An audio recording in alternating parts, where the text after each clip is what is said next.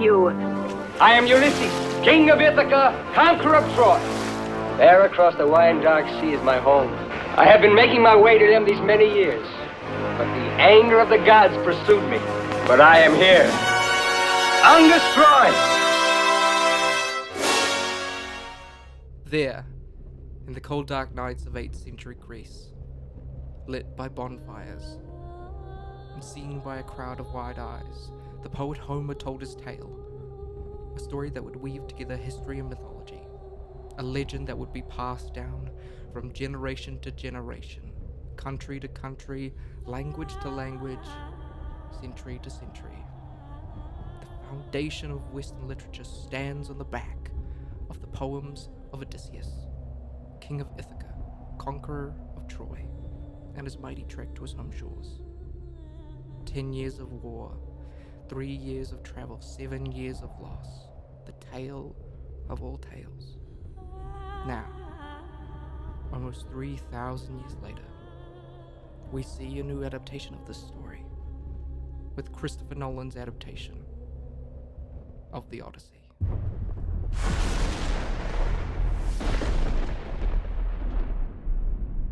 Odysseus.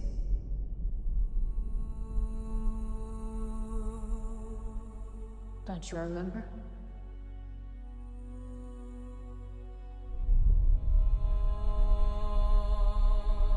Thunder. Fire. Death. I remember. A wife. A son. Home.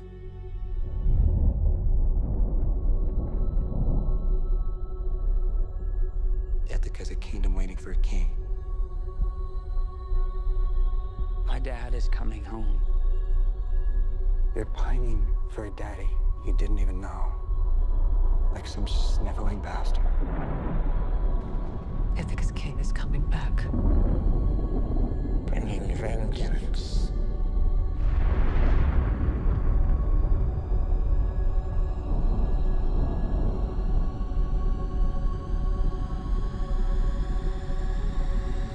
Bringing it all.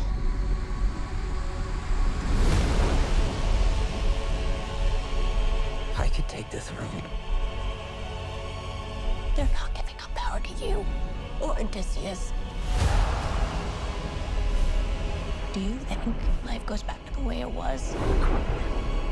That world is gone. If he returned, he'd have to kill him, like you will.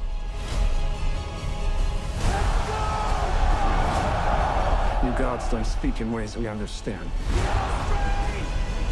Who doesn't understand pain? Or blood? The gods told you. Then I defy the gods.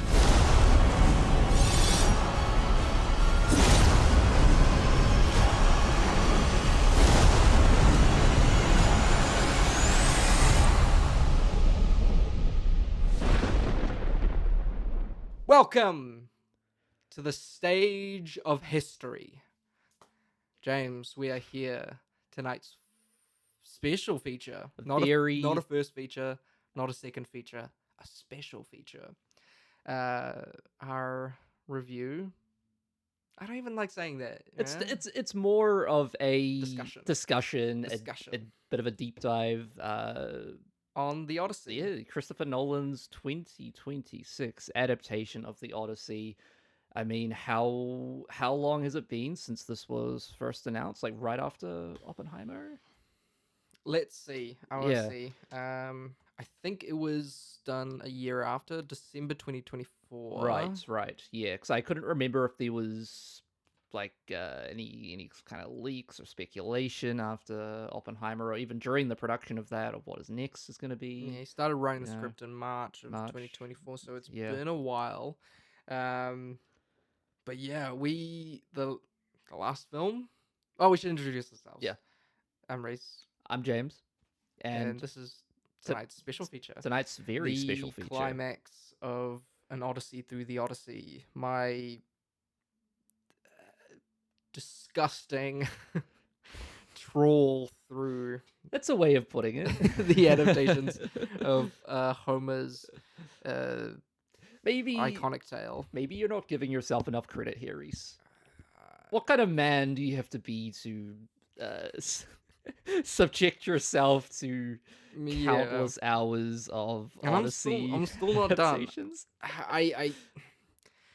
I have hesitation because I still haven't technically finished because I gave up in a way. I was intending to go through all the adaptations of Troy and the Iliad, Yeah. and I gave up on that because I realized how stupid that was.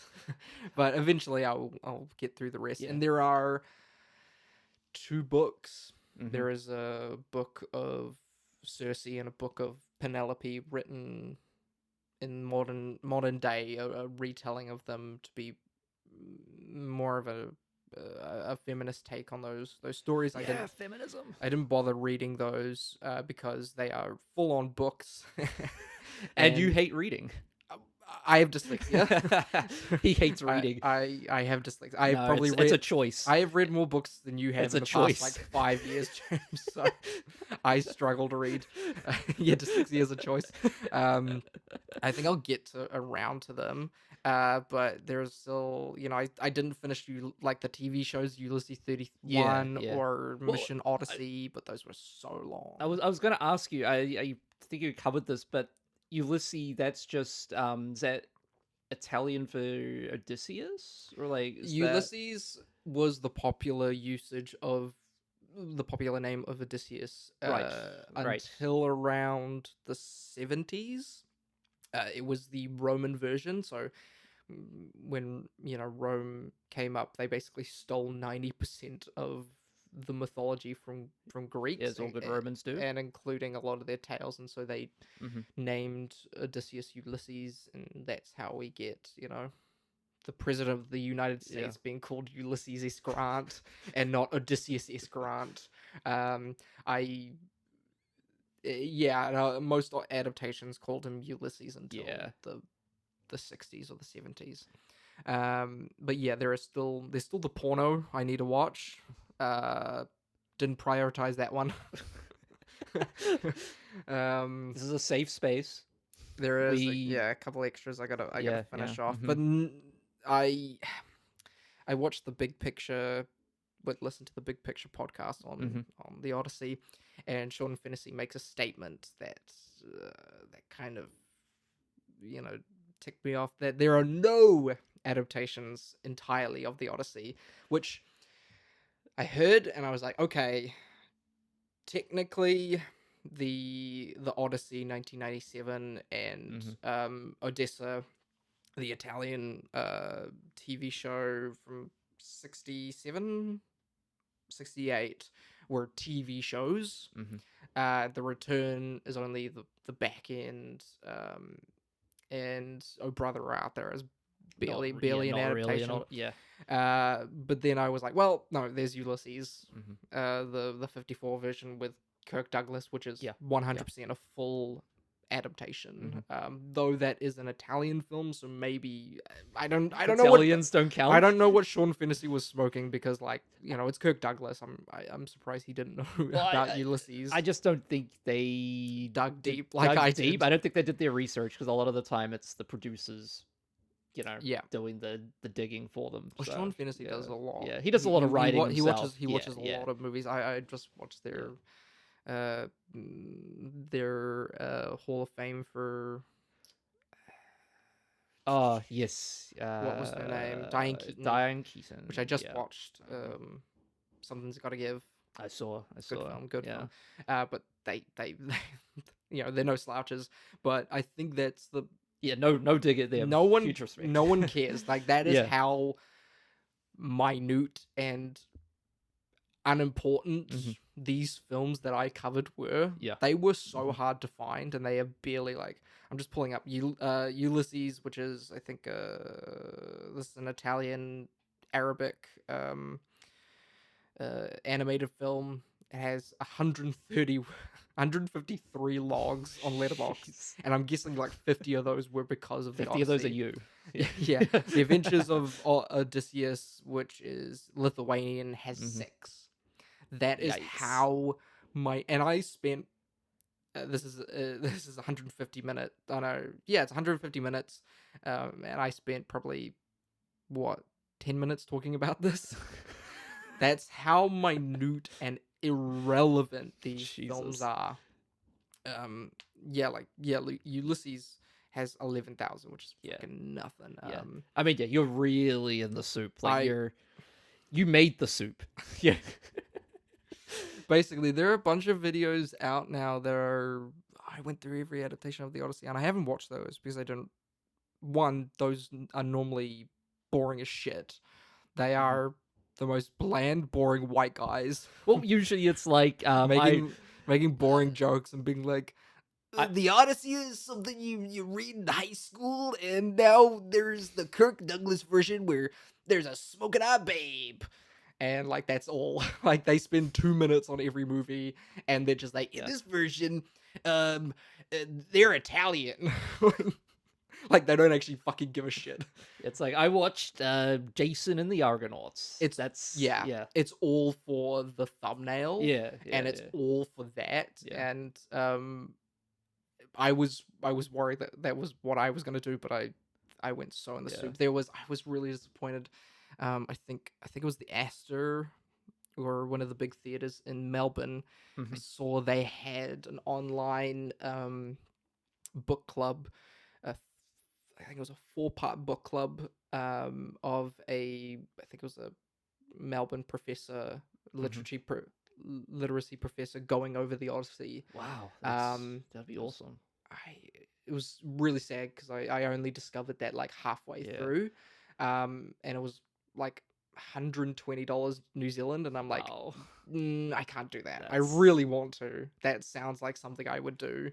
But that's how in the weeds. Yeah, but you would want to attend that one in person, I'm literally surely. watching fucking porn. Yeah. You're watching shorts of the dog. Lithuania. Yeah. Well, I showed you the dog, Ulysses dog. Yeah, what's the dog? Argos? Argos. Argos? Which is a 14-minute Portuguese film that was just on YouTube. I went and well, that's the thing, right? That's the beauty of doing these deep dives. You know, when you do it with the Odyssey, I do it with the bugs. It's so fun watching these just minute things, these little things hidden in the corner of the internet that one we couldn't one label find has 5 years ago. Yeah, you couldn't find 5 years ago. Possible. But I had never read the Odyssey. I didn't give a shit about the Odyssey. The only reason I did this was because of Christopher Nolan's The Odyssey, and because I knew that SpongeBob and Oh Brother Where Art Thou were adaptations. Yeah. My original plan was to do The Return, SpongeBob, Oh Brother, and then one of the major adaptations, like the 97 TV show, and we were just gonna make a 1 episode. And then James texted me and said, so is this gonna be like a mini series, or is this gonna be 1 episode? And I'm like, I didn't think about it being I thought about it being 1 episode. Oh right.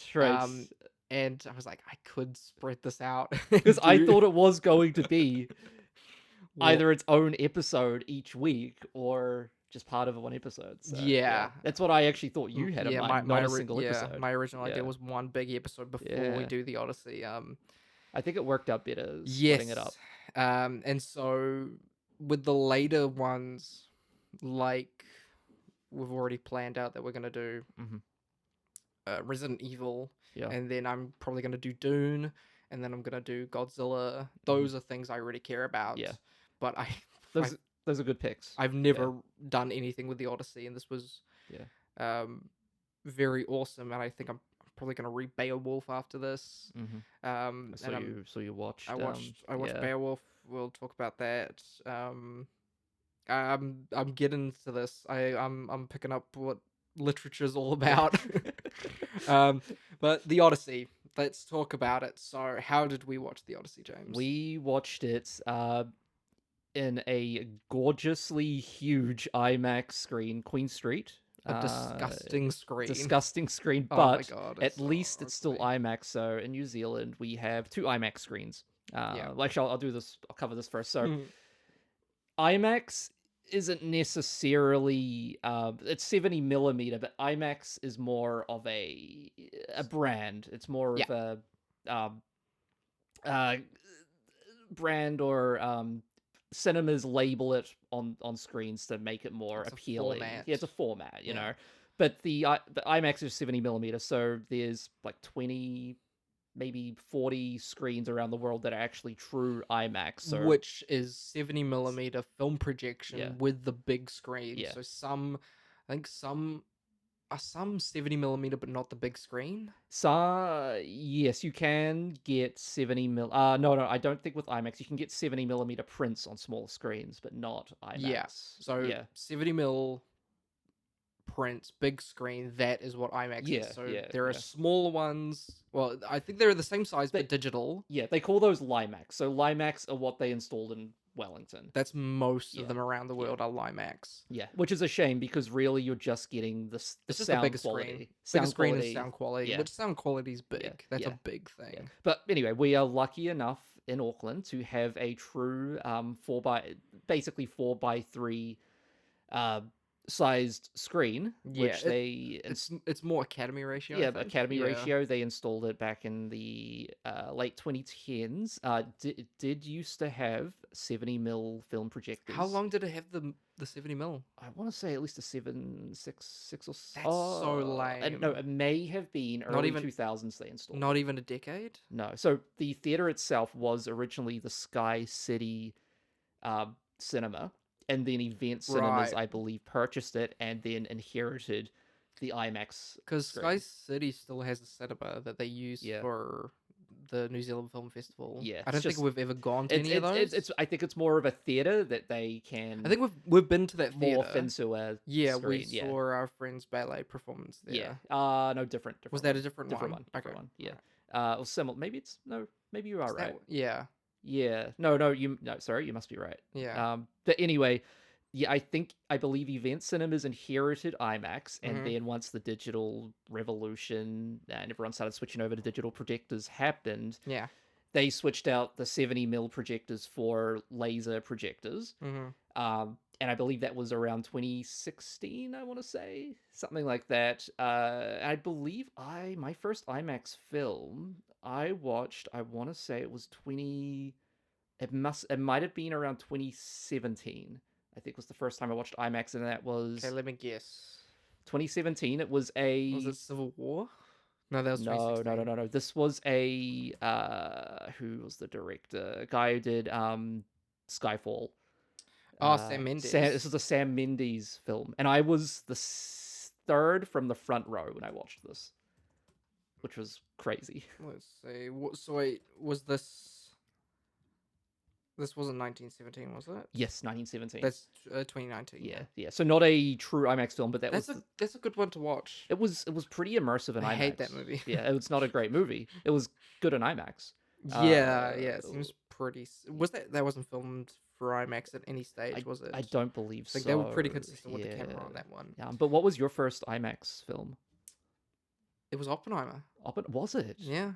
It was you did Oppenheimer. tell me that. Yeah. Because even though I lived in the edge of the Waikato in Auckland, I never went into the city. I only went to the city, to the CBD. Yeah. 3 times, maybe 4, mostly for All Blacks games. Yeah. Once a year we'd go to All Blacks for Springboks. Mhm. But that wasn't the city, that's kind of near the it's, outskirts. yeah. That's a whole separate place. You only go in for special occasions. Yeah, I think probably like one of the first times I went into the CBD was to go on the Spirit of Adventure, which is like a boat. Yeah. Like a boat camp. But so I never been near the chance. The local cinema, the Pukekohe Cinema 3 is. They didn't have an IMAX? No. Strange. But Strange. Where I lived is a real rural, working man's town. So. Yeah. rural New Zealand. rural New Yeah. Zealand, and I don't think I cared. Mhm. You know, you and me, we probably grew up with a lot of pirated, Yeah. very shitty copies. A lot of I'm pretty sure I've watched probably half a dozen recorded in cinema movies. You know, where someone has a Yeah. camera and they're just pointing it at the screen. I've done that a couple times. So I didn't care. I honestly didn't give a shit until we went to university and I started considering it more. I don't even think I knew what IMAX was until the end of high school, maybe. I think yeah, in high school I heard about IMAX because it was around the time when films at the end of the trailer would just display IMAX. And I Mm, always heard in Auckland there was an IMAX screen. It was the biggest screen in the Right. world, and I was on like this roller coaster of hype around the use of IMAX at the time. Yeah.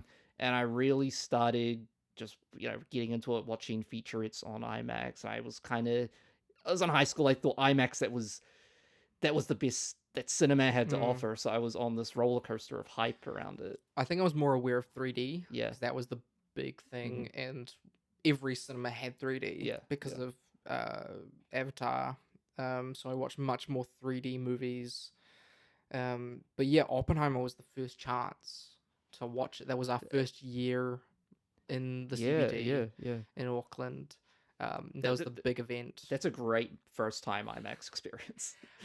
I remember sitting there with you and our friend Lucy, and when they have an audio thing Mhm. where it's the one guy who does every audio thing in New Zealand. Yeah, yeah. You know, you could probably hear him right now. He's got a real announcer voice. Yeah. He makes a statement about don't put stuff on the ground because it'll like shake or vibrate and exit to the back Yeah, and stuff yeah. like that. At the Mhm. start of it, they're like, this is the Dolby experience, and they have like a left right Yes. binary, so Yes. it feels like the audio is coming from behind you or the side. It actually got me because they Mhm. have like a ringtone thing that like Yes, loops I around. know. Yeah. It got me. I turned around and I thought that someone behind me had their phone on. Mhm. That was crazy. That's like that's the perfect movie to Yeah. see. What a movie. I love oh my god, Oppenheimer was so good. My my memory's thrown. Was that before Dune Part 2 Yes. came out? Yes, it was. Dune Part 'cause- 2 was a couple months. Yeah, That was yeah, January, yeah, and I think Oppenheimer was November. yeah. My second film I watched there was Oh no, sorry, it was July. It was July, July, and then was it? Dune. That was July 2023, and then Dune Part 2 Is that 2024? was February 2024. So Right. Okay, so it was afterwards, about yeah. half a year Yeah. later. Yeah. Have you seen a 3D film in the IMAX? Yeah, I saw Superman. That's right. That's Uh, right. It doesn't work because the screen is so big that it actually goes past your glasses. Yeah, yeah. And so at the edge of your glasses, it kind of frays.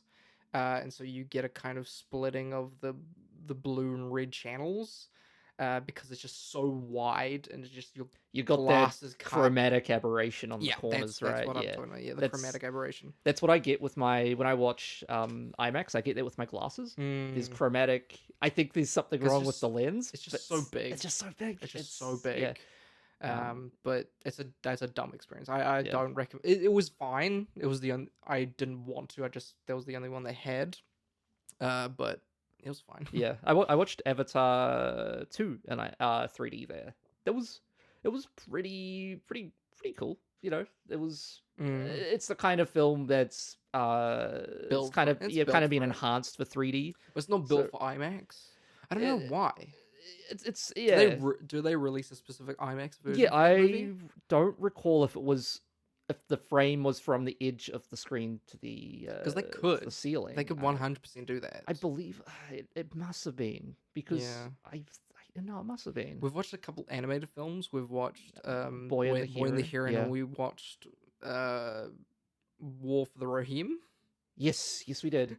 Probably Yes. the dumbest usage of IMAX. That's not. But we wanted to watch something. and Yeah, there was, I was playing. I watched. It's not really a great. watch? Animated films aren't great for IMAX. And what I watched was like beautiful on IMAX. We watched Godzilla -1. That was That was a great. great IMAX experience. Yeah. It's like perfect for it. Yeah, was it Castle in the Sky? I can't remember. It was a Ghibli film. Oh, okay. I can't remember. No, Princess Mononoke. yeah, yes, Princess Mononoke. They will be great. That for was a IMAX. great movie. I think they're putting out Kiki. Yeah. Kiki's, I think it might be out right now. I should see that. I love Kiki. Yeah, I was always very. I don't know why I was so hesitant to watch Ghibli. Well, because you hate the Japanese. Yeah. You were on Oppenheimer's side. You're like, drop those goddamn bombs. Sorry, the You audience heard fucking me chanting in the theater. drop it. Let's make it 3. 3 times a time, baby. Okay, yeah. Oppenheimer. Oppenheimer. But yeah, we watched it. IMAX. Day 1, I woke up at 2 a.m. to buy tickets, which were not needed. We have bought our tickets for 70mm IMAX. You mean the Odyssey? You said Oppenheimer. Oh, yeah, Oppenheimer, sorry. Yeah, so we've bought our Oppenheimer Yes. Odyssey tickets. Odyssey tickets. For 70mm IMAX, which in Melbourne, which is a true IMAX. Yeah. Though we were lazy and there was like maybe 10% of the seats were sold. Yeah. Well, And then the next day, like half of them were sold out. So we got Yeah. pretty mediocre seats. But you know, we've still, we've still got decent seats. Yeah, we Come got on, decent. like seats, they're but not bad. 70mm IMAX. Yeah. This is gonna be great. Yeah. I have watched this twice. Yeah, you saw it, of course, first time in IMAX, and second time you just watched it. I watched it the day after, mhm. just at a regular screening at Silky Otter. Last year, I watched Chainsaw Man, which was my favorite movie of last year. I watched that 6 times in cinemas. Yep. Probably the most 90% of people have seen at a cinema. I wonder if I'm gonna break that with this. I've seen it twice. We have tickets for the 3rd. I'll probably see one this week. What about you, James? Yeah, of course I saw it on IMAX. I was hoping to watch it again before we recorded. It wasn't able to, mainly because I had to be there on the ground, Chauffeuring people to the Odyssey. So in a way, I got to experience it multiple times yesterday. It definitely needs a second rewatch. does, yeah. It's so crazy. Oppenheimer is also a film where watching it a first time feels like you're taking cocaine straight to the nose, straight to the eyeball. But this film, you really need a second watch. Yeah. I'm hopefully seeing it either, I'm thinking tomorrow evening. I'm gonna go watch it on the extreme screen at Sylvia. Cool. Otherwise I will, if I just can't do that, I will just watch it at work after hours. I'll be there till 3 a.m. watching this. It's a long movie. Yeah. Okay, so should we just go through the movie? Yeah, I mean, I've I've got to trust you. I saw this once. So much. Okay. You're the man with the knowledge. So we start with, of course, Travis Scott. James, do you even know who Travis Scott is? I know the name. Of course, you're racist. I know the name. Have you heard of any Travis Scott music? I know of him as a musician. I've never listened to a Travis Scott. Well, you don't really listen to much album. music anyway. Yeah, He's pretty famous for Astroworld and Utopia. But those are the only ones you've probably played Travis Scott, have you? No, I haven't played Travis Scott for you. No? Okay. But I have listened to Utopia and Astroworld. Do you even think Nolan knows that Travis Scott is a musician? I don't think he realized. I think he does. Well, because he has a song at the end of the movie. He's got the end credit song. Well, because there's the famous story of Harry Styles being cast in Dunkirk, and he's like, and he didn't even know who Harry Styles was until his teenage daughters told him. Yeah. It's so funny to me. But I think he did.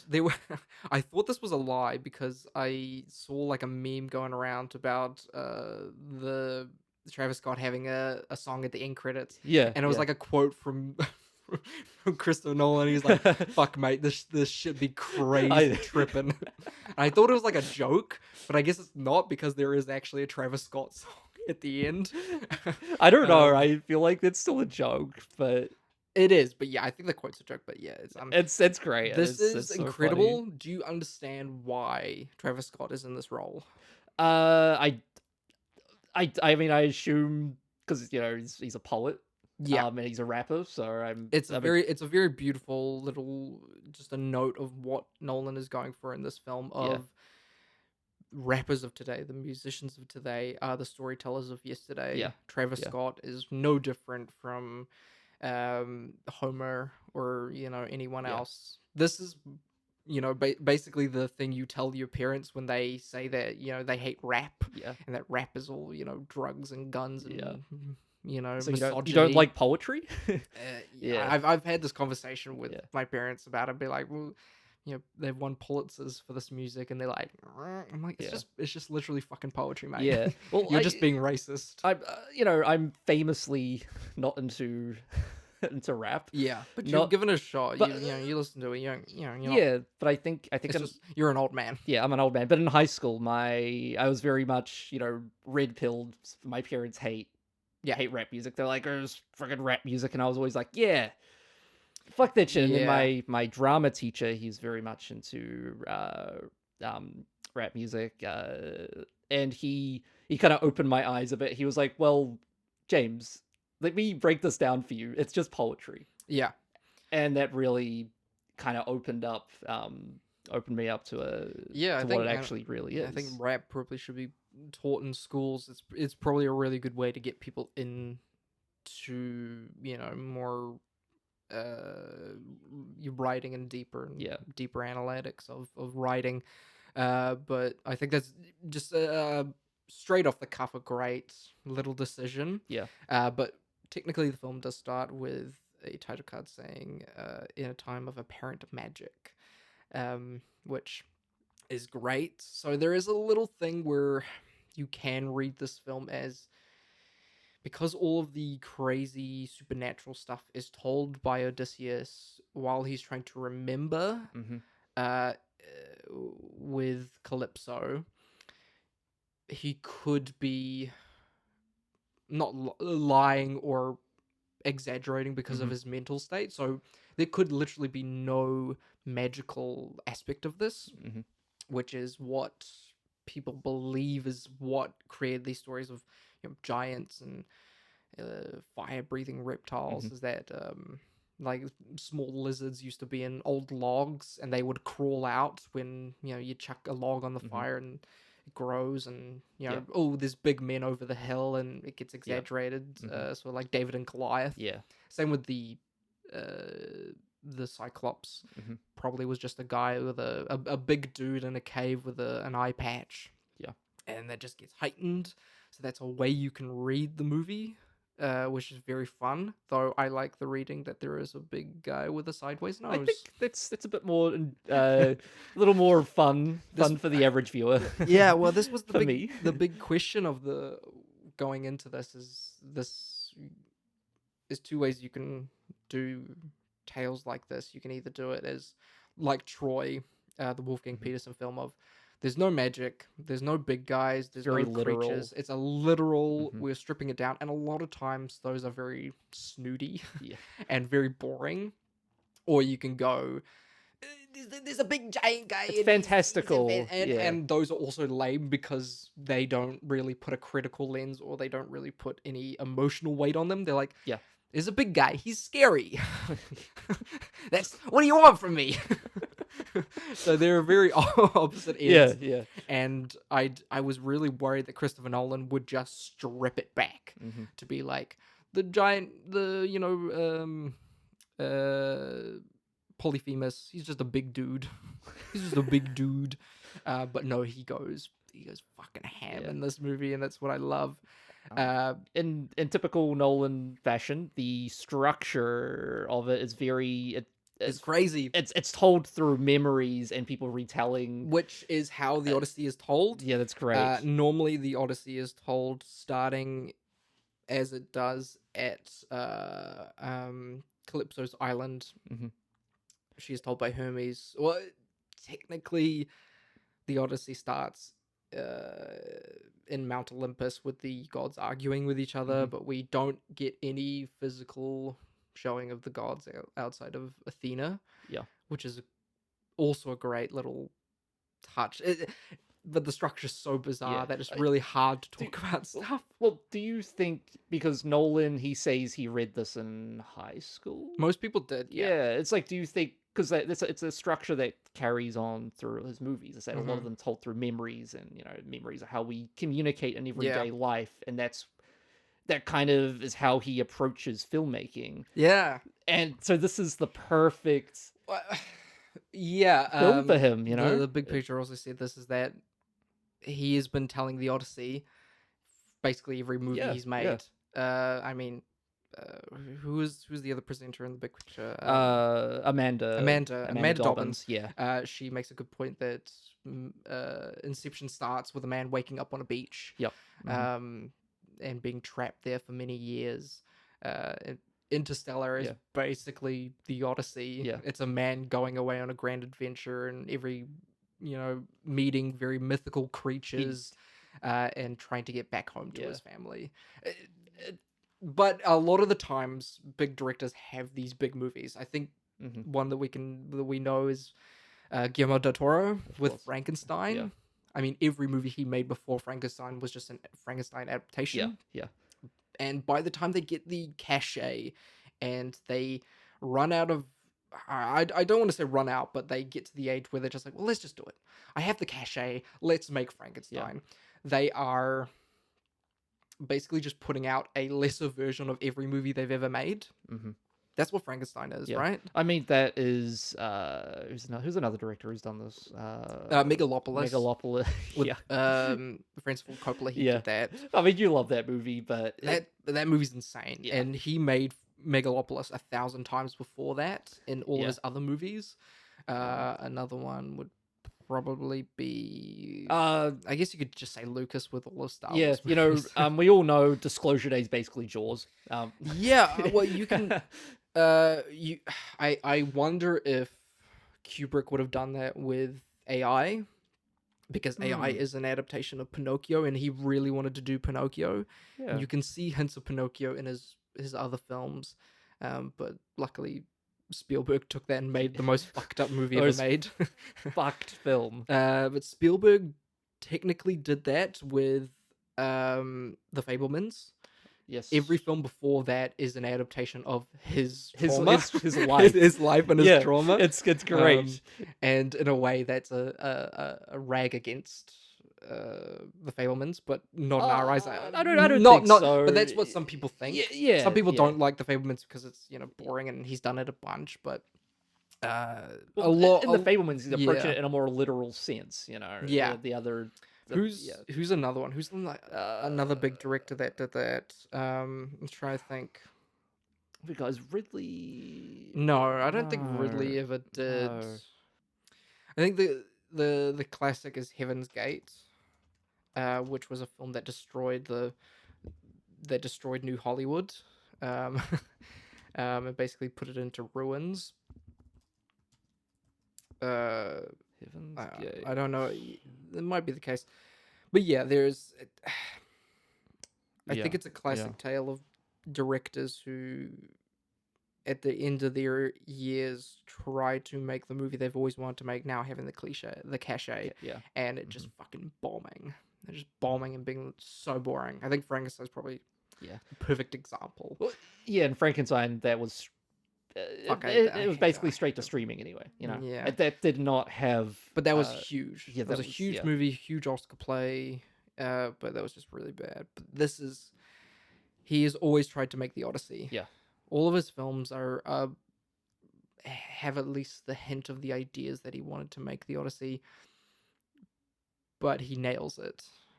He pulls it off. He does it so well.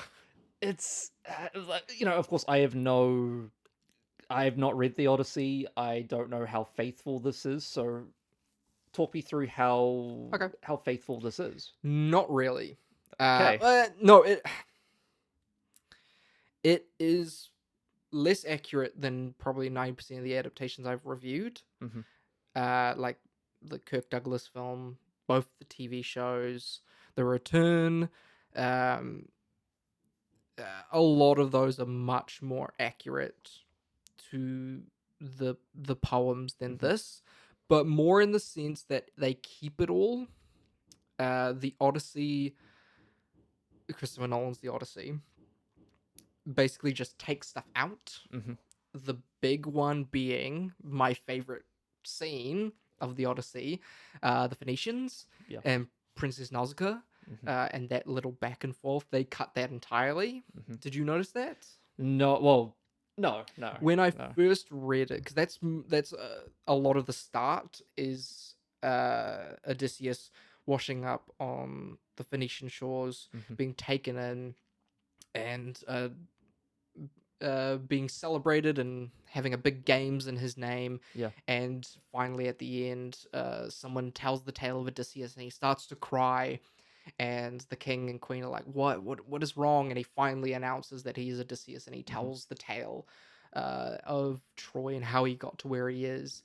And I remember when I first read that, I told you that I could definitely see Matt Damon doing these scenes, and that I really Yes. couldn't wait Yeah. for Matt Damon to do these scenes. I was so excited for Matt Damon to do. They're always my favorite, of someone telling a tale of Odysseus, and yeah. he cries because he can't tell anyone, and it's overwhelming. But they cut it. They cut probably my two favorite scenes in the entire book, and I don't care. I don't care for 1 second. Yeah. Well, he kind of did his own thing there in a way, and I think it works really well. I just don't care. He Yeah. didn't feel it was necessary, and that's Yeah, fine. yeah. That is 100% okay. Some stuff has changed slightly. The Polyphemus, like the whole back and forth with Polyphemus is gone. The famous "I am nobody." Yeah. Nobody is my name. That is cut. That is gone. Cersei being trapped on Cersei's island for a year, and Odysseus fucking banging the shit out of her, having such an amazing cock that she falls in love with him. That's cut. That's cut entirely. Cersei is a completely different character in What a this. shame. In the poem, Cersei is very similar to Calypso. I told you this before, that a lot of the Odyssey repeats itself. Yeah, yeah. I did say Probably that. because there are two islands with big giants. There are two Yeah. islands with sexy ladies that seduce him, and they stay on the island. Probably because it's a tale that's being told Yeah, a bunch. And so he changes Cersei into a very horrifying character, and a much more of a witch than a temptress, which is... I could talk about this movie for fucking 10 years. But we start the movie a lot with Tom Holland's character. What do you think of Tom Holland? I thought I was a little worried going in because Hey, Mr. Stark! Yeah, I know him from Spider-Man and Uncharted. No. I was going to joke Uncharted, but you actually remember him from Uncharted. I do remember him. I watched Uncharted. The movie where they jump a helicopter. Not they jump over a helicopter jumps. How? I don't know. I don't know how they jump a helicopter. Fuck you, that's why. I was really... I avoided the trailers. I only watched the trailer once, and that was before the invite. You probably watched it twice. We watched it twice at Academy, I think. Did we? Yeah. I was... So I did not see much from him. I was worried going in, but he really surprised me. Yeah, he was good. I was really did a really good impressed. job. All around, I think the cast did It's like the best cast I've ever seen. I mean, I thought we were gonna see more from Benny Safdie, but he's just kind of there. Can I get into Benny Safdie? Sure. Oh my god. I love Benny Safdie in the show. Benny Safdie plays Agamemnon, who is the King of Kings, the greatest leader, the person who started Project Trojan Storm. He is all over the posters. He was the big centerpiece of a lot of the posters before the movie released, and he is in this big Darth Vader looking armor. It's incredible. And I love it that it's Benny Safdie because he's just a quaint little Jewish man Yeah. from New York, and he doesn't say a word. His eyes are always in shadow, and he doesn't do anything. He moves slightly. He's in these very opposing armor.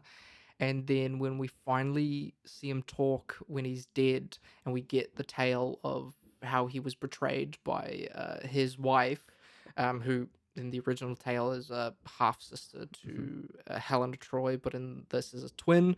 I think mostly so that Lupita Nyong'o can have more screen time. Great, love it, loved. Will not complain with more Lupita Nyong'o. She's great. She's incredible. And they do age up their daughter. I'm not even gonna try to pronounce that. Iphigenia. They age her down. So in the original, she is around 12, 14. She is of age. Right. And they are stuck on a different island, and the shores, the gods won't give them the blessing to travel to Troy. And so the soothsayers basically say, you need to kill your daughter, bro. The gods are not chill. I think it is the goddess of the hunt. What is her name? This is going to be the whole episode. Just What is the name of their god? Goddess of the hunt. I don't know. There's a million god names. Why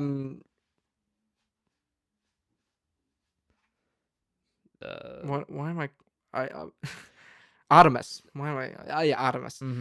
So Artemis is basically like, fuck you. You hunted a bunch of my pigs. You're not going anywhere. And so Agamemnon has to kill his daughter. And they get her there because they need to get her there without her realizing what's happening and without Clytemnestra knowing. Yeah. So he's basically like, you know what? You're gonna get married to Achilles, who's the greatest, hottest, smoking dude who's ever walked the earth. And she's like, Achilles? Yes, please. Check, please. Sure.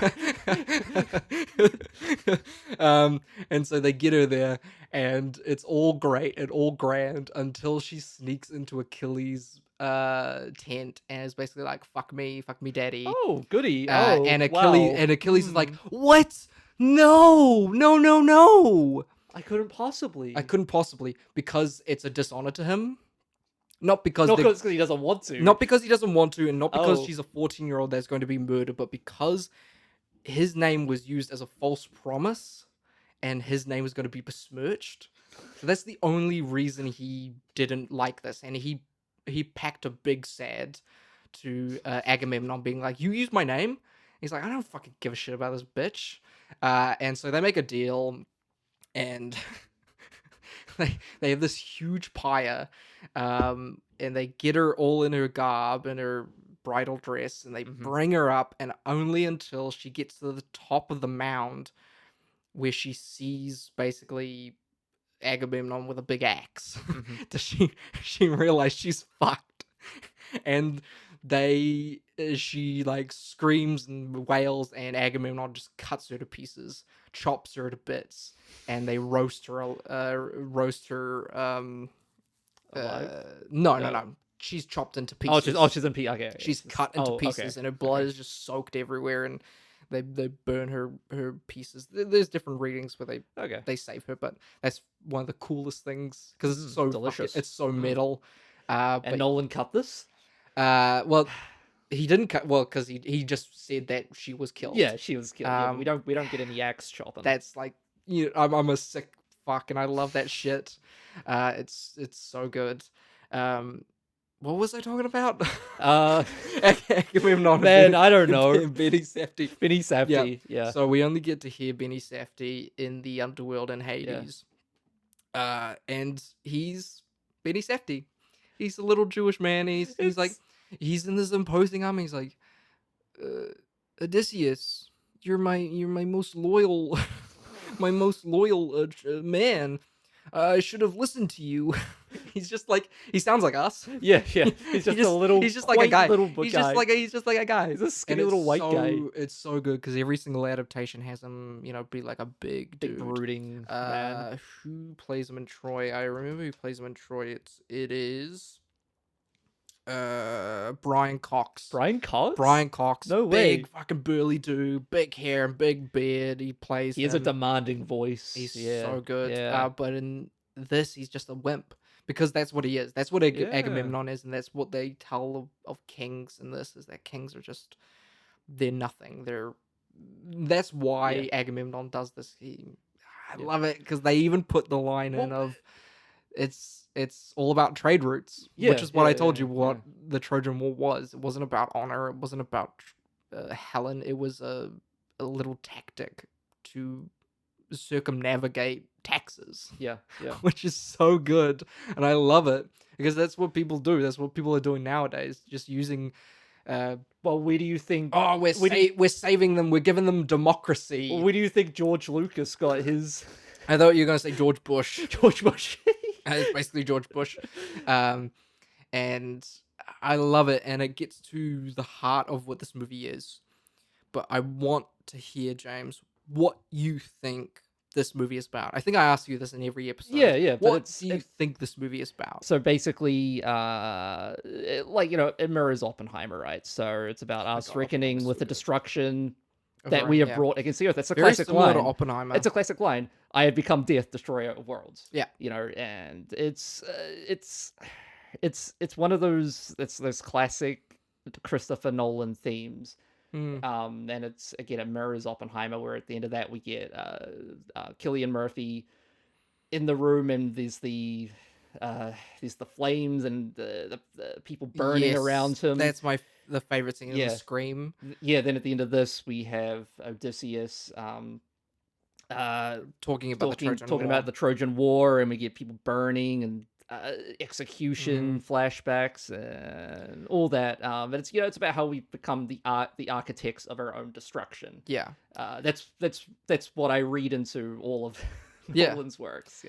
Yeah, he's always fascinated with the great man and what that does. It's sort of the opposite ending where Oppenheimer ends with that big shot of Cillian Murphy being like, "We've destroyed the world because of the nuclear bomb." Odysseus it ends with him being like, "Well, we will rise again. Yeah, we will write down the tales and we will repeat our faults because we are human." Yeah.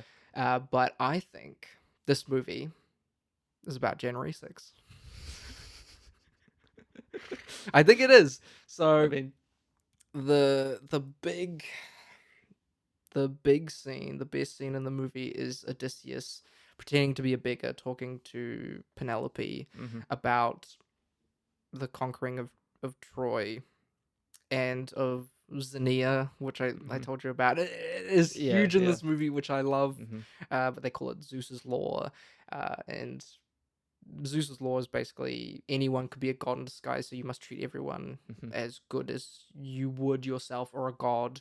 And it's basically just a shorthand for treat others nicely. And how that has been broken. This is the foundation of their society, and it is foundationally broken because of what they did at Troy. They gave them an offering. They broke everything that was sacred, which is very similar to January 6th. They broke, the peaceful handover from president to president was a foundational thing in American politics and thus so the world. And because Trump decided not to and incited a riot, that is basically one of the turning points and has slowly eroded everything we believe in. And so most of the guidelines that we have aren't actually enforceable. They're an idea. They're cultural. They are at most a scare tactic. They aren't actually enforceable. Well, that's what religion's built on. Yeah, that's what religion and culture is found on. Is even like the police. if we all committed crimes at once, they're not gonna. What are they gonna do? What's gonna happen? What are right? they? There's Yeah, not yeah, enough yeah. people. Yeah. It is all built on either a foundation of fear or a Yeah. foundation of trust. And if you break that, then society will yeah. crumble into pieces. One thing I really loved in this film is uh, the men are pathetic. Everyone is very like Robert Pattinson. He's such a shriveled, whiny. Our little... favorite lines in the movie Yeah. where Get the shield, get the sword, get the sword, get the spears. He's dancing around. Yeah, the big end climax, and it's great because it's like that's him being a leader. Yeah. You know, Odysseus is not a great leader throughout this, but that's how bad it would be the next generation down because they have failed and because they have gone to war and they have left the last generation and they've let them rot with a sort of like manosphere thing that they're not generals, they're just cowards. Yeah, that's why I love everyone in this so cowardly. So Even it's like this they want power, but they don't know what power it is. means. Yeah. You know? There's no maturity. Yeah. You know, that comes with their titles. Even you know? Telemachus is at many points just a whiny brat. Yeah. I think I love the scene where he basically just tells his mum that she's being a bitch. Yeah. And Anne Hathaway in this, who's fucking incredible. She's oh my god. I was going to she's ask so you, good. because out of a cast of incredible performances, who's your MVP? Elliot Page. Elliot Page? When I went to see it the second time and thinking of going to it for a third time, the scene that I'm excited to see again is the monologue from Elliot Page. Yeah. And the whole Hades scene. Yeah. Elliot Page is so good. Just everyone caked in that makeup. And they're just like, what grace does that give me now? Yeah. But for you, it's Anne Hathaway? I think it's got to be Anne Hathaway. This has been a year of incredible Anne Hathaway comebacks. Even yes, we've talked about it. We talked about the Mother Mary. It every episode is like Anne Hathaway. Hamish Patel. Yeah.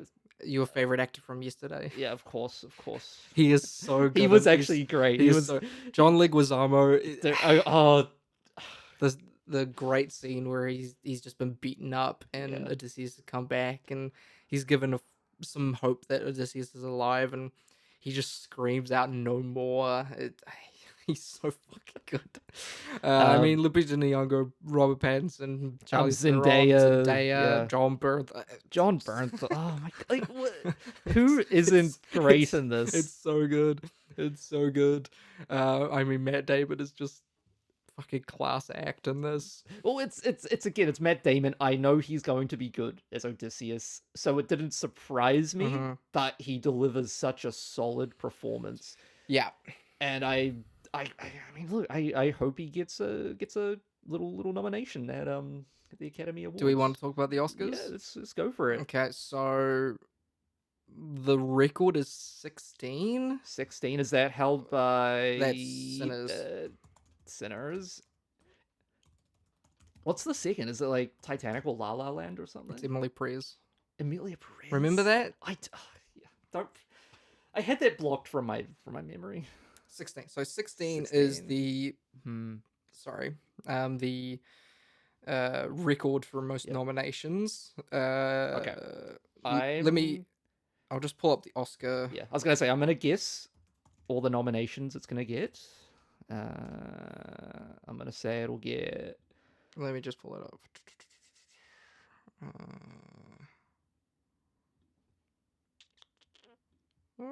Come on. Okay, so go. We've got, of course, Best Picture. Best Picture. I'm gonna say Matt Damon, lead actor. I'm gonna say lead actress Anne Hathaway. Is she gonna be lead actress or is she gonna be supporting? That's true. Is there a screen time? No, there's no rules. There is no rules. I think. What do you think? You think supporting? I want her to be lead. But you don't so think that so? This could possibly win the big five. Yeah. Though yeah. it's Yeah. it's a Yeah. bullshit thing. I think the last one to win the big five was Silence of the Lambs, which is so fucking long ago. Yeah, jeez, like But 95 or something. it was like around there. Anyway, I'll say Anne Hathaway. Anne Hathaway. I'll say supporting actor. I think is going to get a nom for Out of the 70 people, it could be. I I think it's gonna be John Leguizamo. He stands out. It could be. He stands out. He's Yeah. a tried and true actor. He's been so much work. Everyone loves him. Yeah. I think that's what people forget about the Oscars, and that's what I hated with last year was Sinners, where people hated that Sinners didn't win or get nominated for certain things, and they're like, "Well, this is the best thing," and I would just scream in my hands because the Oscars are never and have never and will never be about what is the best film. No. Never, ever, ever, ever, ever. From the first inaugural ceremony, it was never about that. Yeah. In some ways it's gone better, but in many ways it hasn't. It is a popularity contest, and it is based on past, future, and current actors. Most actors that win are awarded for their prior performances than their current performances, or their future performances than their current performances, or make up things. I think the iconic one is The Departed. Yeah. Martin Scorsese, why did he win for The Departed? Who knows? Because It's Martin Scorsese. there was no great film that year, and he had never won before, so they just gave it to him. Yeah. Well, it's like, who am I going to pick? I know Martin Scorsese. Oh, he's due. He's due. due. We've never given him one, so Yeah. that is why if you ever see an Oscar nomination, you're like, why did that happen? There is probably a reason, and it is most likely that they didn't get nominated for a prior role, or they did get nominated for a prior role, and so they don't want to. There's a lot of politics that go on behind the scenes. Some people don't win because they won the year before. Yeah. I think Russell Crowe didn't win because he'd won 2 years prior. Yeah. So he's not going to win again. Denzel Washington doesn't win here because he's won here. Maybe they win because they only won for supporting and not the major. It's bullshit. And it is politics. And that's kind of the fun of the Oscars. Because if the Oscars was what is the best movie, it'd be boring. Yeah. It would actually be really boring because you'd watch them and you go, well, that's the best movie. But the fun of the Oscars is that it is 100% bullshit. And the fun of it is how many dipshits are going to vote for a certain because category. Because it is basically like the US election, but it doesn't have much of a like what's the word? It doesn't mean anything. Well, it does mean something, but like not much. Picking best actor, best actress is like picking your head boy and girl in high school. It's a charisma play. It's a popularity vote. Something, but it doesn't. No one, no money's going into it, and it's not going to change the world. So it's like politics, but in a fun way. Yeah. But yeah. So supporting actor, let's say John Leguizamo. Oh yeah, sorry. Actress. I mean, I don't think actress. I don't think like Charlize Theron's unless gonna... Anne Hathaway gets nominated for Yeah, we could say that. Of course, production design, casting is definitely going to this. I'm like looking at the behind the below the line. Visual effects would probably be the only one that doesn't get nominated. No. I mean, sound. Sound will get nominated. Production I'm just gonna go through. Just go through it. Just go through it at this point. Yeah. Best actor Matt Damon. Supporting role John Leguizamo. Yeah. Lead or supporting actress will go to Anne Hathaway. Yep. Animated feature. Casting definitely. Cinematography for Hewitt. Of course. Yeah. Costume design, directing. I saw someone say that he might not get a nomination because he won the other year, and I'm like, no, what the fuck are you talking bullshit. about? That's the stupidest thing I've ever heard. No. Editing. Of course, editing is makeup and design. Costume. Now, original song probably for the Travis Scott song. Yeah. Production design, sound, probably not visual effects, and then writing adaptation. Yeah.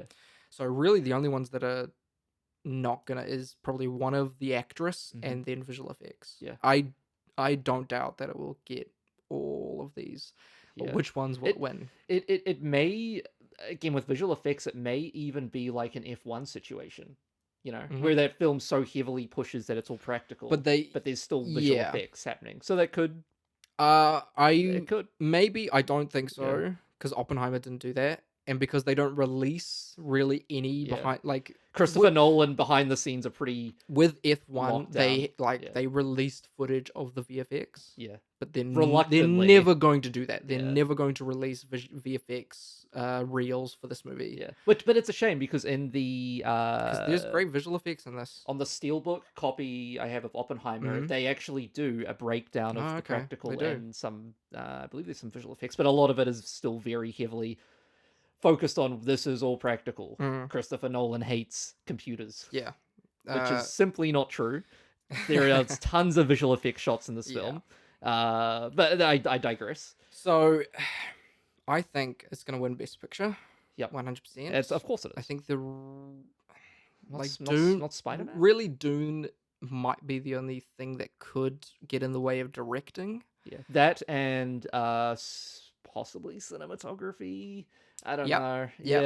Yeah, The cinematography is, but I think a lock is Best Picture. yeah. I mean, I think this is going to win Best Picture. do you There's think it no way. helps that Dune is closer to the Oscars and that this is so far out? Because it was the same thing. I guess it didn't happen with Sinners because that was an early release too. I think it's not because Dune has never been an Oscars film. They didn't. Yeah. He didn't even get nominated. Denis Villeneuve didn't even get nominated for Best Director for Dune Part 2. I don't think this is going to be a big play because they don't really care. They don't want to. That was the same with Mighty Supreme. Is that he didn't care. He didn't really. He put the forefront on making money, and then he went into the Oscar play. But I don't think Dune Part 3 will try for any Oscars. So 100% is going to win Best Picture. Yeah, of course it is. Of course it is. I don't. Yeah. What is the Rotten Tomatoes on this? Yeah, that was actually.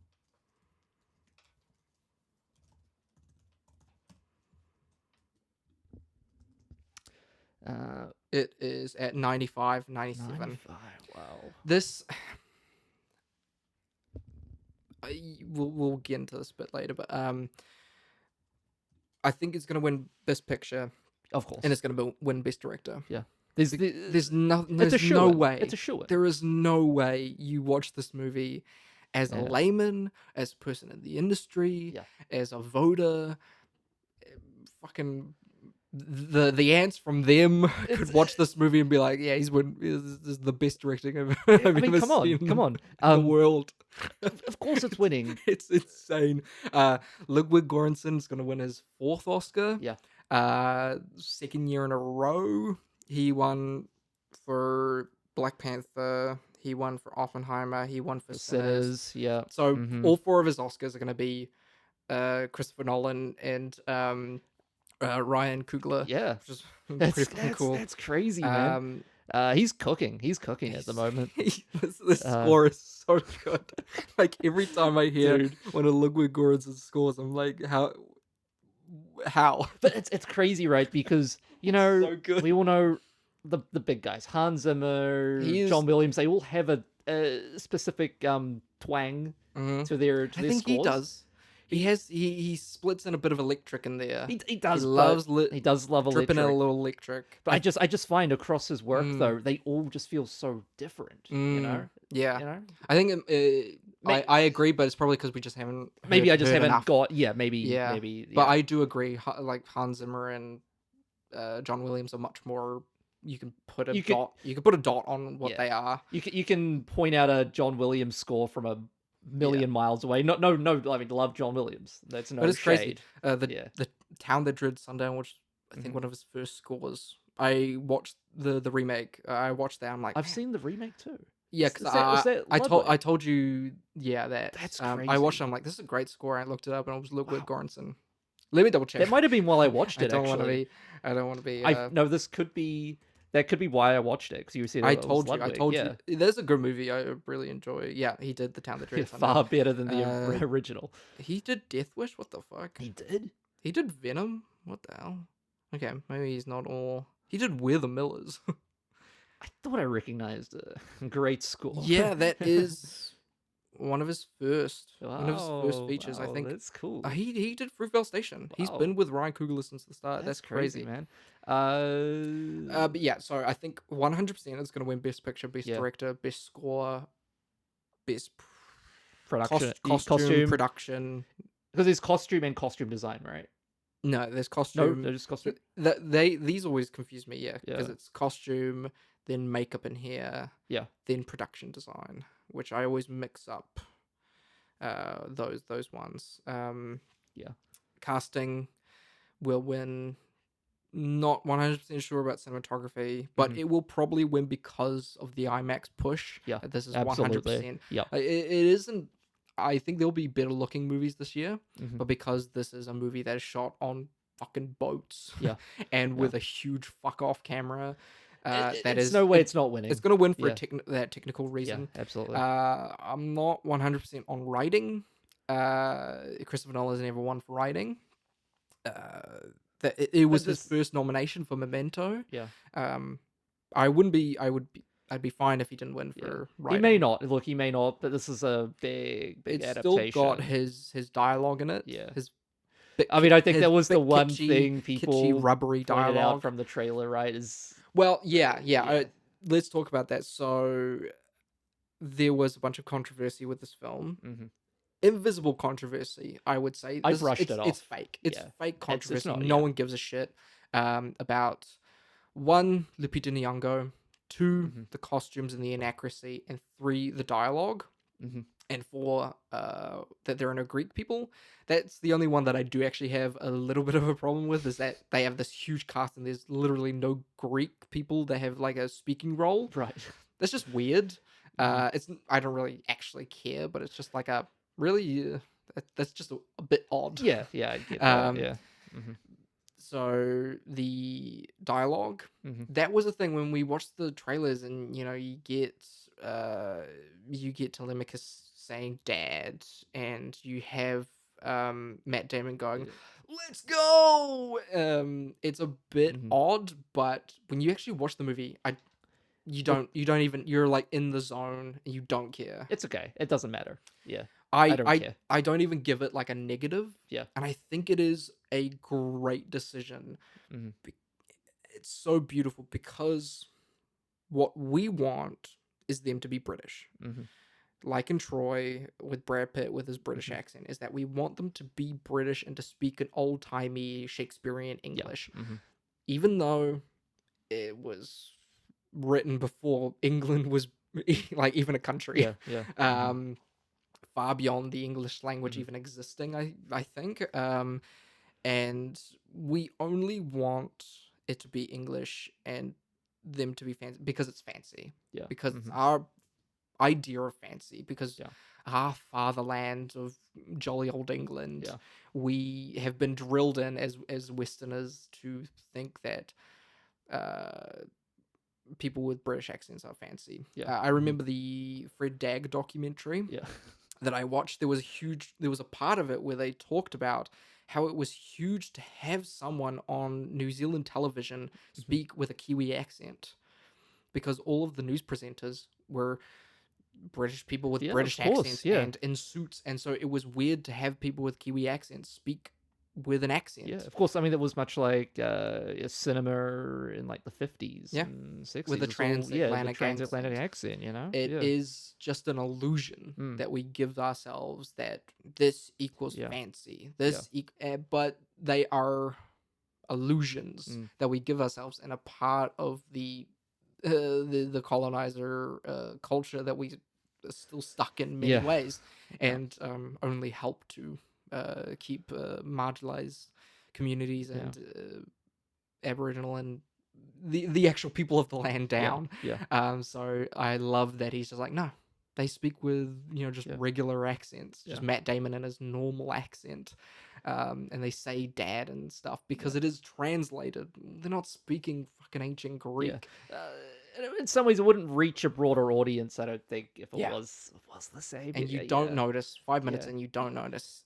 And especially, which also helps with the costumes, is that Homer, this has been repeated 1,000 times, but Homer wasn't accurate. He wrote it in the 8th century, and I think it is set in the 4th. Mm-hmm. I'm just gonna look that up. Yeah. Is the 12th to 12th, 13th, mhm. so is 500 years Yeah. Mm-hmm. after it's set, and so he puts in a bunch of total inaccuracies because, of course, he didn't fucking live 500 Yeah, years. yeah. He Well- didn't know. He didn't have Google. Yeah. And that doesn't matter. Yeah. So, and that's what is so beautiful about the Odyssey, is that it's such a primordial tale. And it's so much better than all the old stories. I watched Beowulf. Mhm. Have you watched Beowulf? No, I Do you know haven't, anything no. about Beowulf? No, I know nothing about Beowulf. But you know that Beowulf is sort of similar to the Odyssey, where it's like an old poem, you know. I know that like yeah, yeah. it's got deep Super old thing that you get old- taught in English classes. But no, I have no context to Beowulf. Yeah. So Beowulf and the same with the epics of Gilgamesh Yeah. are more just episodic, similar to the Odyssey, where it's episodic, but they feel like the first stories. Yeah. Because the Beowulf is just, he's a big guy, he's got a big sword, he's gonna punch some guys, I don't fucking know. Yeah. But the Odyssey is about a man who has, like, even in the Odyssey itself, it starts with I think in the Emily Wilson translation, it starts with "Tell me of a complicated man." Every version of the Odyssey starts with "Tell me of a man who is multifaceted," and that's why it's so incredible compared to stuff like Beowulf and the epics of Gilgamesh and all the tales from around then. That it is a real story about people who have real complexities in them. That's so fucking good. I love this shit, man. Yeah, and that was the same with the costumes. The costumes are inaccurate Yeah. because who fucking But cares? who cares? Who fucking cares? Who fucking cares? And now Lupita Nyong'o, and the same with Elliot Page. It was told, I believed that Elliot Page was playing Achilles in this. That was what was Right. told to us by goblins online. Little miscreant goblins. That's a lie. It's 100% a lie. Elliot Page does not play Achilles. There is no Achilles in this movie. I kind of wish there was. I would have loved to see an Achilles or a Hector or a Paris or an Ajax. Elliot Page just plays a fucking random bloke who I believe isn't even in the Odyssey. Is in like a totally different book. And Lupita Nyong'o plays Helena Troy. She is a beautiful woman. She's gorgeous. That's the end of, and she's a great actress. What's the controversy? End of story. She's beautiful. I don't fucking give a shit. She does an incredible job here. Yeah, I love the fact that they give her scars. Yeah. And the line, maybe this face launched 1,000 ships, maybe only 500 now. And it's implied, but you don't actually know how she got those scars. You want to know how I got these scars?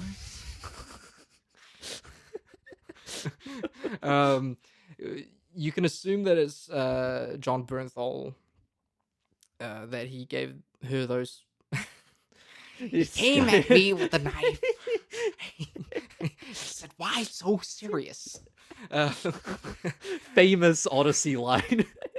Why so serious? But you can also maybe assume that she got it during the invasion, or that Paris gave it to her, or Agamemnon. Anyone could have given her those scars, but you assume that it's John Bernthal, that it was Menelaus.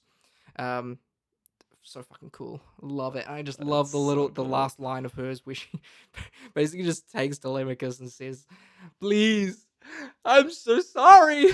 It's so good. It's so fucking good. Great. Yeah. John Bernthal's so good in this. He's a weird actor. I never really know where to stand with John Bernthal. Some days I love him. Some days I'm like, I don't know about this guy. But he's great in this movie. Yeah, he's really good. He does a great job. Should we go back to the... Where am I? Help me. Help me, Matt Damon. I will say, when when I came out of the first watching of this, Mm-hmm. I didn't, even while watching it, I didn't know what I was doing. I was kind of just frozen. Spent 3 months getting ready for this, and then probably 2 years getting ready for it while reading the book. Mm-hmm. And then the day finally came, and I was just kind of shut down. I just didn't know what to say or what to do or what to think. And I think you also had that feeling just because the movie is so ginormous. It's such a big experience. I mean, you said to me going, and you're like, James, I don't know if the weight of what we're about to go into is set in yet. You know, you're like, is this all? Am I gonna feel the same? Am I gonna? Yeah, I said to you, do you think I would enjoy this more if I Yeah, hadn't that's read it. the Yeah, Odyssey, if yeah, I hadn't yeah. gone through all this, because I'm pretty fucking tired of this book. Yeah, yeah. I'm so sick of Cersei and her Yeah. fucking big tits. And thank God he was like, actually, she's got normal tits this time. I'm like, oh, thank you, Zeus. She has normal tits. There's one thing I got out of this: the size of tits are You know it's bad when I'm like, please, no more big titties. something is deeply I've wrong. had with my me. fix. Something is deeply wrong with me. But I'm so tired of this fucking story, and mostly because every Yeah. single time I Mhm. read it, it's boring as shit.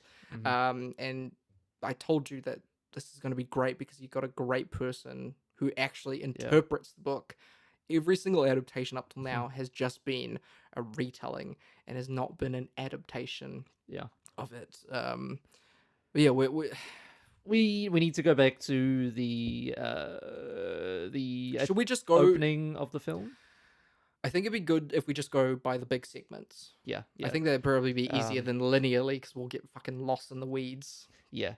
Let's start with. Should we start with the Cyclops? Cyclops? Sure, they suppose that's the Start with first. Polyphemus. Yeah.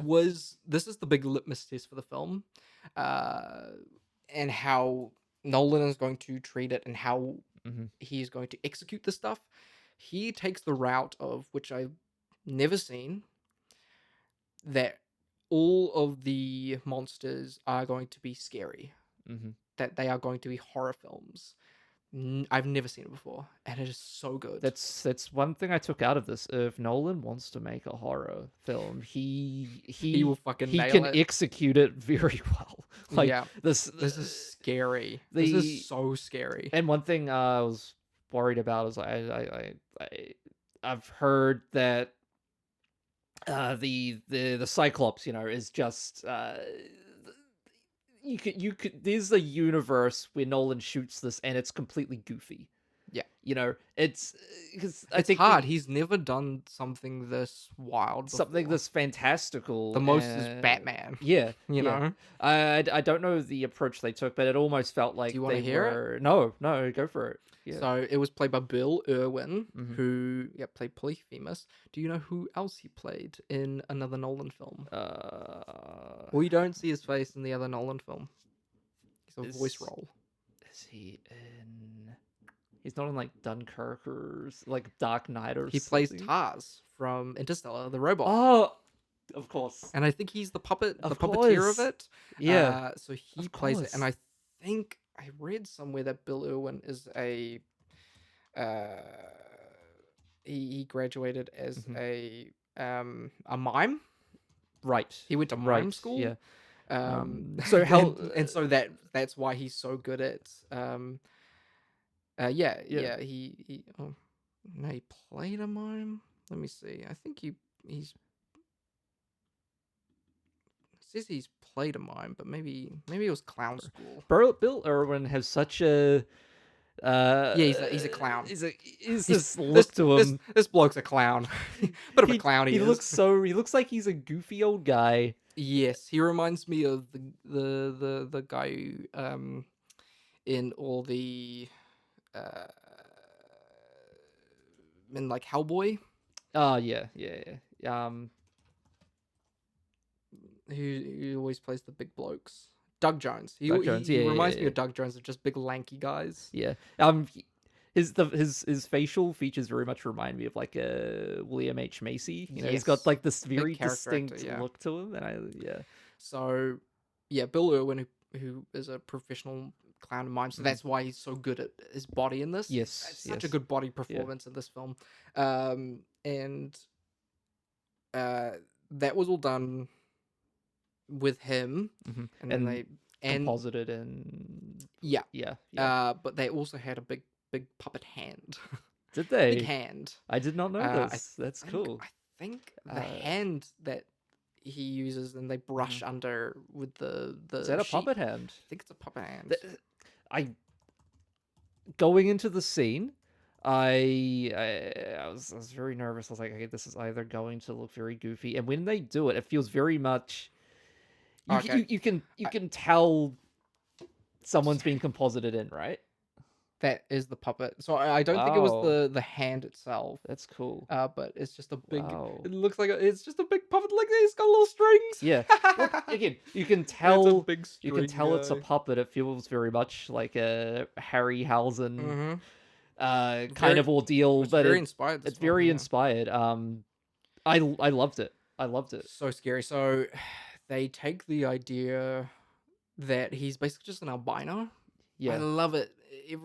All the classic adaptations, they just have a classic Cyclops. Yeah. He's yeah. a big dude. He's got a loincloth. He's got a big eye. There is a scary version which I'll tell you later, but he's got a sideways eye, and his nose is Fucking crooked, freaky, man. and he's like an albino. And his skin is like really dry, and basically looks like me out of the shower, when I haven't moisturized in like 2 weeks. He looks like an old man. Well, with, like, Nolan modeled this off you out of the shower. So you sent him those photos. He looks super leathery. Yeah. And like his yeah. skin folds up like an old man. It is terrifying. Does he have a herd of sheep in all the adaptations? That was one of my favorite things of the classic, and I put it in the bingo, which we'll talk about the bingo later. Yes. yes. In the classic myth, they don't. So in the movie, they put hay on their back, right, to hide. In the book, they tie themselves underneath the sheep.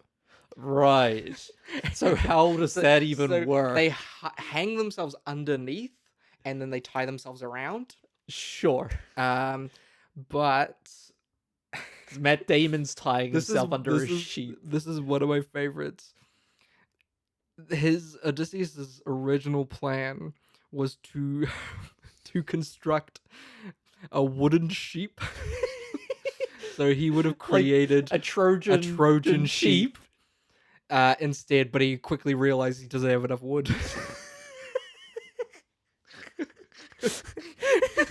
I just love the fact that he's like, I'll do a Trojan sheep. I'll do it again, goddammit. And they're like, round 2, baby. Don't got enough wood. He's like, Drats. We'll just wrap ourselves around the sheep. It's so fucking funny. Now, in all the adaptations of the Trojan horse, it's never in like the pose that's it's never metal. It's never never metal. It's mostly always just a wooden guy on all fours. Yeah, it's always on wheels. Because right? that makes sense. Yeah. Because why would it be like in the shape of a horse? Yeah. They're using like scrap metal, and what did they just have? A bronze horse head? But I don't fucking give a shit. It doesn't matter. I love it that you just see people drowning inside, Yeah, and they it's go for the literal, horrifying, like, they're in yeah. there for like 4 days, and they're fucking shitting everywhere.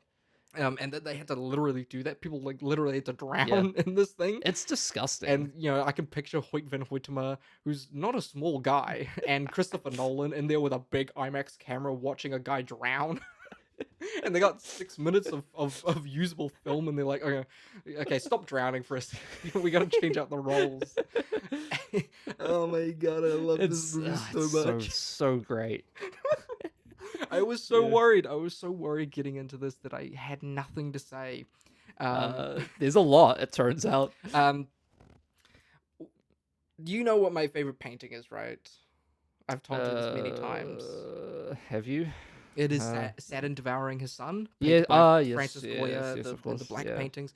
That was a huge inspiration. And I knew it. I fucking knew it. I was in the cinema. I was sitting in my seat, and I saw them, and I pointed. I pointed at You the leaped out of the screen. seat. I jumped in the air like a little spider boy. That's why everyone's throwing popcorn at you. And I was like, it's Goya. It's Goya.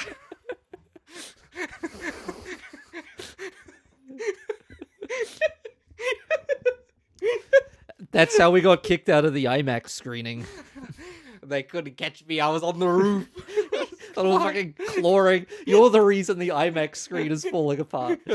But yes, there was they do a pose very similar to the Goya painting, which great, love it. I love Love it. I love the Saturn devouring his son.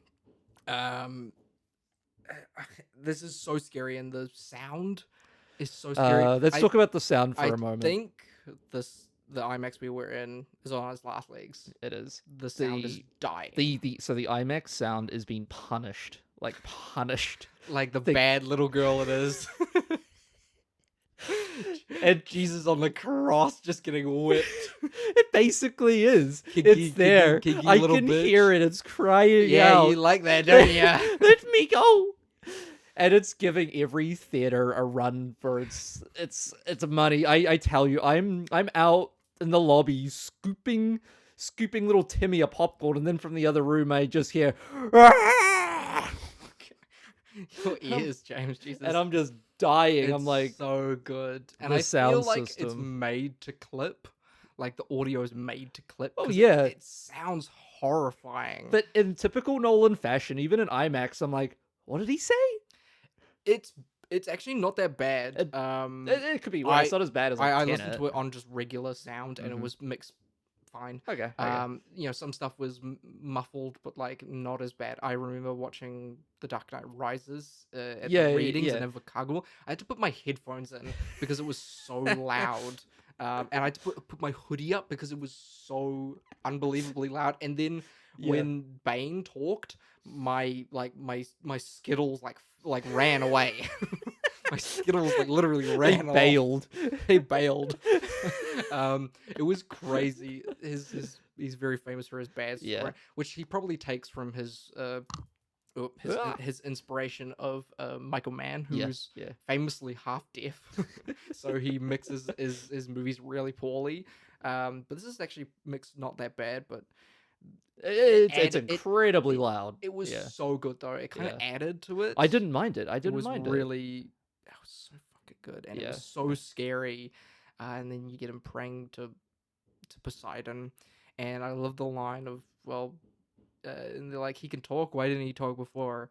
And Matt Damon says, "You talk to ants." Yeah, that's a great line. That's so good. Yeah. And then they finally escape. Not after a bunch of people die. and half his men are eaten. I love the fact that a lot of the horror in this movie is sound. Yeah. Like when he picks up two guys, he pulls them up, and you just hear blood. You just hear like pouring. the crack of the bones. You don't see it though. You don't see any of it, and that's the same with the Cersei scene. Is that watching it, I'm like 90% of this is sound. Yeah. 90% of this is sound and Morven Keller rubbing a guy's face. Yeah. But because they shot it and they put so much sound on it, it's so fucking good. Yeah. But they escape, and Polyphemus looks back and basically just gives them a fuck you. Pulls the finger on Matt Damon basically by spitting out a helmet. Well, Matt Damon's upset. Because the like gods, they're pissed off at him, and his crew are understandably like, "Fuck you, we want a mutiny." Now, did you notice there's no dong? Polyphemus has no dong? No, I wasn't really. Did you see any dong? No, I wasn't searching. I wasn't searching for dong. That's the thing, though. but- 90% of the time, I'm the dong man. Yeah. You have a sharp dong eye. You know, every time I go to a house, ding dong. If there's one guy, Ding dong ditch, I'm still at the door. They open the door and they're like, "Where'd you go?" I'm like, John- "I'm here for the dong." John Dong over here. Were you on the set raising your hand At the Mr. dong. Nolan, I'll be the one who puppeteers the penis. And then which one puppeteers the which string puppeteers the Nolan penis? jumps back. Whoa! How do you feed that monster? But there's no dong, and I'm a guy who like looks out for dongs in movies. Not even like I guess I was gonna say not in a weird way, but Not. but how can it not be How can I weird? say that with a straight face? Yeah. But yeah, I didn't even know it was a dong because it's so fucking scary. What a statement. Well, it's so funny because I watched Beowulf and there's a very famous shot where I think it is also Whose dong do we see? it's Brendan Gleeson. We see Brendan Gleeson's dong? No, but Brendan Gleeson is in Troy and he plays Menelaus. Okay. The son of Agamemnon. Mhm. And in Beowulf, he the Crispin Glover who plays Grendel, who's the big bad of the We see movie. his dong? No, he stabs. Brendan Gleeson stands below Grendel and he stabs his groin like 7 times, but he has no penis. And Brendan Gleeson's like, this guy has no cock. But in like ye old English. We'll talk more about Beowulf. But here's the thing: R-rated, huge movie, no nudity. Wow. The sirens are nude, and you kind of see a little bit, but no nudity. yeah. Isn't that interesting? Especially since Nolan is kind of into a bit of nudity. Well, famously, his last film, Oppenheimer, Oppenheimer, had big tits. big tits, but though I wasn't out, tired of those big but- tits. But they were full frontal. You Yeah, have yeah, the yeah. shot. Though they do hide Cillian Murphy's penis, which was a bit I was- disappointing. I was very sad of. He's Yeah. kind of sexy. I'm sure just he's well hung. sitting there with his I- cross. I think we see Cillian. Do we see a little I'm- little ball action? No, or- but no, I'm no. gonna look no. up if we have seen Cillian Murphy. Cillian. Have we seen Cillian Murphy? Because we see Not in Oppenheimer. I know he's not nude in Oppenheimer. yeah, of course, yeah. 28 Days Later. Do we see his penis in 28 Days Later? I didn't think so. I think it's just his butt. Yeah, because we see Florence Pugh. I have the yeah. shot. Okay, well, get the fucking coffee out of here. Okay, here's the shot of Florence Pugh naked. No, that's just porn. That's why are we visiting? This is just the shot. Okay, so we see. That's so weird. Yeah, I wish we saw because he's very nice. He's just cross-legged, very beautiful. Nice. It's a very beautiful man. But we don't see Cillian Murphy. That's a shame. That's a shame. But yeah, we see Florence Pugh's breasts. But I don't think he's ever had much nudity in his films. Yeah. Well, do you think the one piece of nudity we're gonna get eventually is just Nolan himself? God willing. God willing. Who's willing? Because that could be the cameo. That could be the cameo. His one Alfred Hitchcock cameo is just him with his balls out. But yeah, Nolan is not a sexual director. He is no. very similar to a lot of big Hollywood directors like Kubrick, like Spielberg. I haven't watched many David Lean films, but I'm guessing a David big lean Lean. guy. Yeah, big. In a weird way, a lot of the big directors that he takes inspiration from are almost homoerotic. Mm. I mean, Lawrence of Arabia is very homoerotic. Yeah. There's big William Wyler guy, being her. Yeah. But a lot of the big epics are homoerotic because they're just like, well, I don't want to spend more than 5 minutes on a woman, because women are gay. Yeah. So a lot of the times they spend so much time on male relationships. It's very similar to shonen, where Sasuke and Naruto are.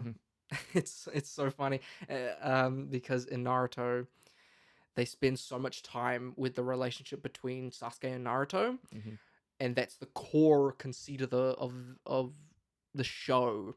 And basically every scene of Naruto is him being like, Sasuke!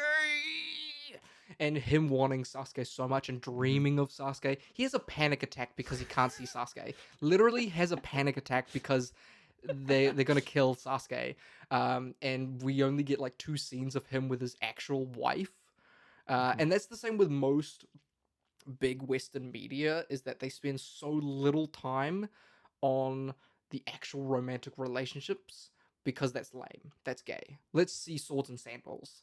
And so they spend so much time on the male relationships that it becomes very homoerotic.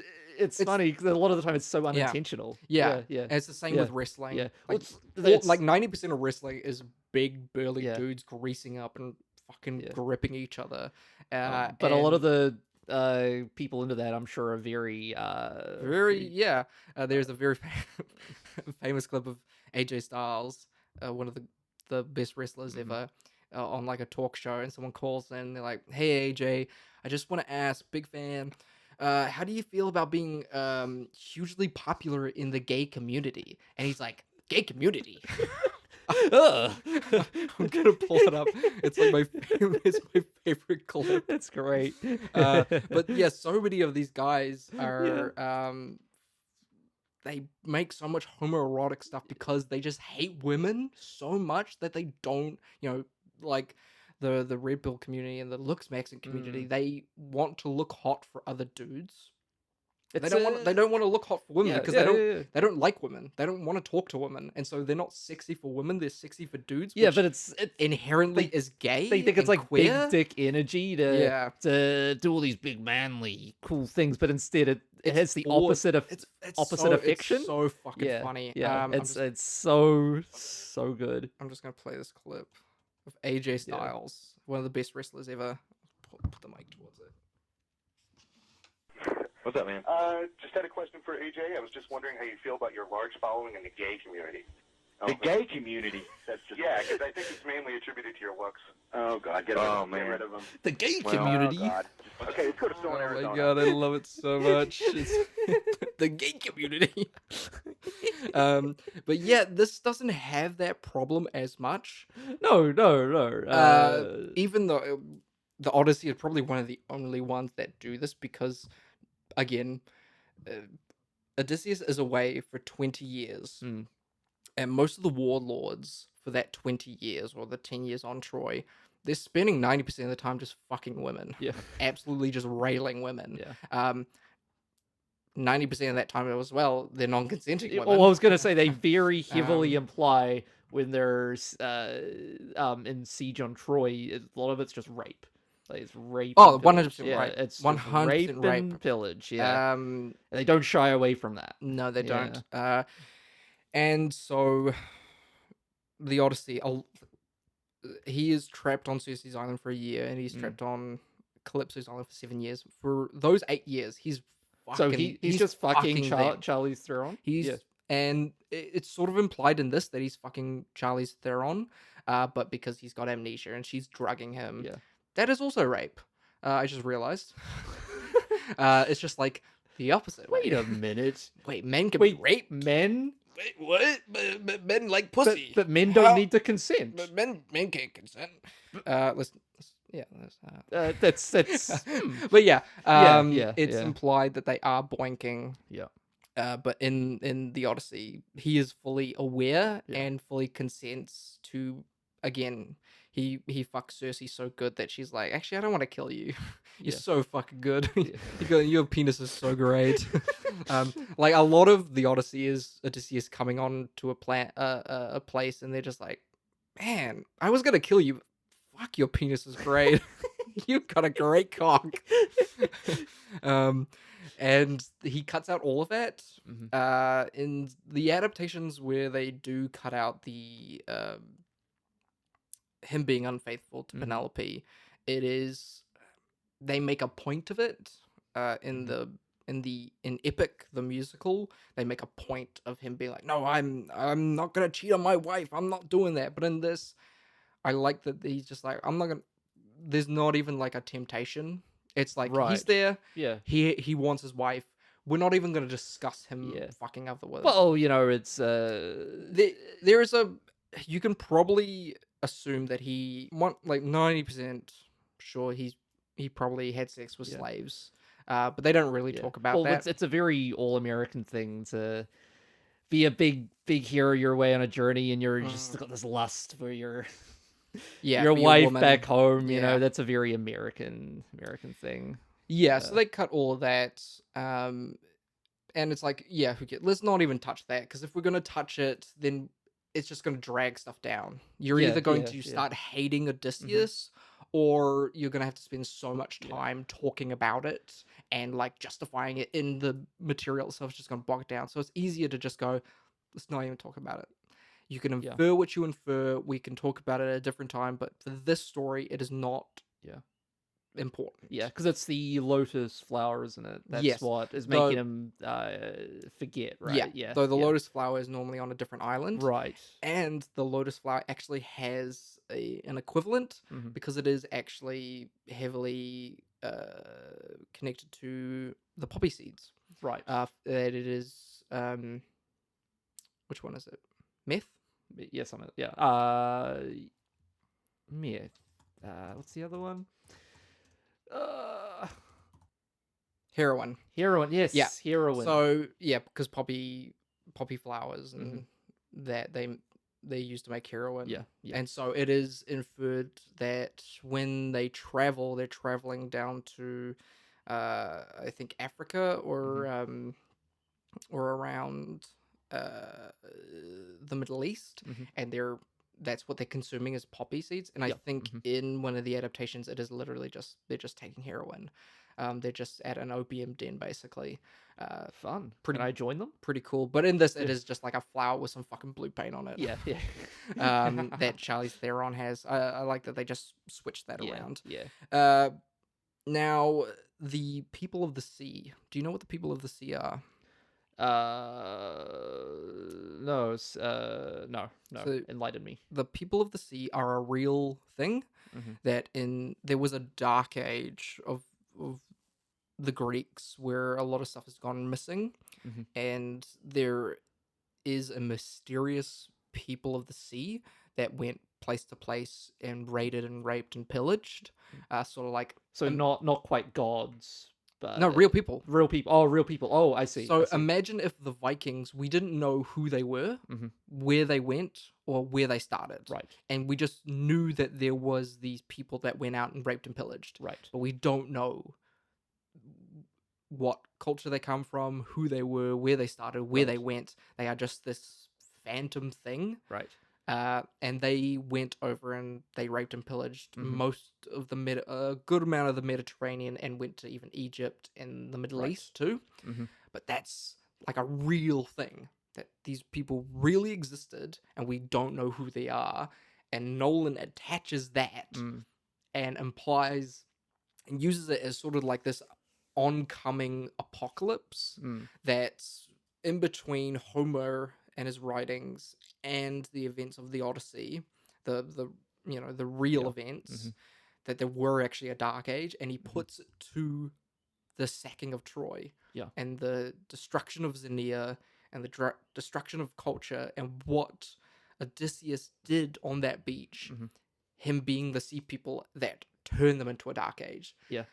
And it's so cool. Very timely idea too to put into this film. To literally connect actual history to mythology, which is actually what it is supposed to be about, and even connecting it to nowadays, which it feels like we're on the precipice of a dark age. Yeah, because there's so much ignorance people in the world will put against, atrocities committed, and they will just push it under the rug and act as though, well, we don't know who's done this. Yeah. It's doesn't exist. Yeah. It's almost like, that represents what Nolan is trying to say here. It's really powerful stuff. It's so genius. Yeah. And it's so good. I think it's a testament to Nolan's writing. Wholly unique. Yeah. No other adaptation discusses the people from the sea. And this film has a feeling of an oncoming apocalypse, an oncoming dark age. No other adaptation deals with that. This is a complete invention by Nolan, and that's what I wanted, was for a real artist to come in, take the story, and be like, what does this story mean to me and to the world now? And he does that. That's why this is so good. Yeah. Because it is a story for us Yeah. now. It isn't a story from Yeah. 8th century BC. It is a story for now. Yeah. I think we talk about this a lot. Talked about it like within the session. You feel a need for an artist to want to tell a story. You know, you can very distinctly separate an artist into two categories: someone who's just hired. You could hired easily gun. hire a gun to direct this in place of Nolan, and a big studio could produce this, and you wouldn't feel an urgency. You wouldn't feel a want, a power. Well, it feels from like the an Marvel artist. movies. Yeah, exactly. The Marvel movies were of the time. Yeah. And they spoke to the culture of mid 2010s. Yeah. But they don't speak to us now. No. And that's why Obsession, that's why the Backrooms, Yeah. that's why the Odyssey speak to us now, and that's so funny that literally one of the oldest tales ever written Yeah. is a story for current day. Yeah. Now, James, I want to have the last segment of Odyssey through the Odyssey. Okay. I have a special You have a special segment? Okay. Okay, so this is I'm going to talk about the last fragments that I took in. Mhm. These are not films, these are not TV shows, these are separate things. So first off, I watched a couple episodes of animated TV shows, The Simpsons and Family Guy. Of course. They had anthology episodes. The Simpsons were about public domain, and Family Guy was about romance. Family Guy's one was shit. No, but your encyclopedic knowledge. It was really bad. The Simpsons was really good. They basically just tell the whole tale of the Odyssey. Yeah. And it's pretty actually fucking funny.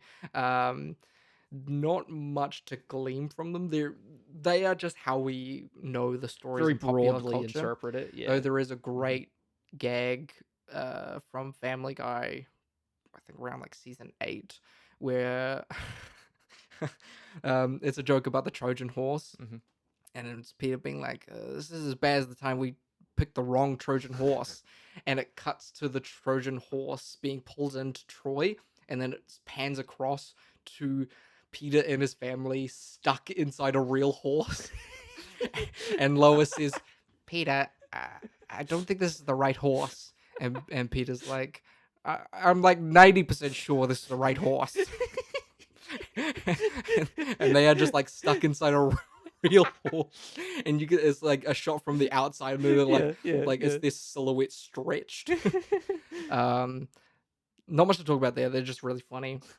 And then I watched probably the last big and very current, called Epic the Musical. This was a musical that was created in the 2010s just by a random music student. I think he was at where was he studying? Juilliard or something? Yeah, something like Juilliard. I can't find it.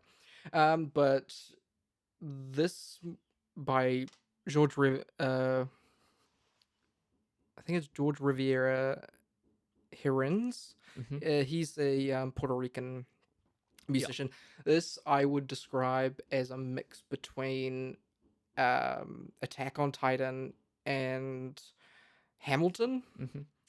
Very similar to Hamilton, where it's a Puerto Rican musician, and he's doing a much more modern musical styling of a classical tale and putting a lot more minority voices into it. This is great. This is really cool. There is I think it's a 2.5 hour combined version. It's 4 albums that he made over I think almost 10 years. Now this is going to be made into a movie. Is it? Produced by Jerry Bruckheimer. No way. That's gonna be super cool. This was great. Music was awesome. It's very anime and very online. So for good and for ill. So a lot of it's pretty kitschy stuff.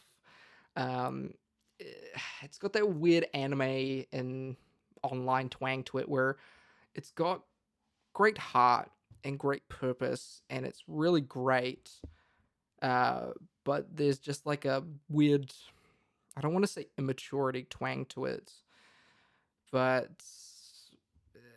it's really hard. Anime has a weird feeling that you can't put your finger on, where it's like, this is deep and complex, and there are many layers to it, but also there are big anime titties here.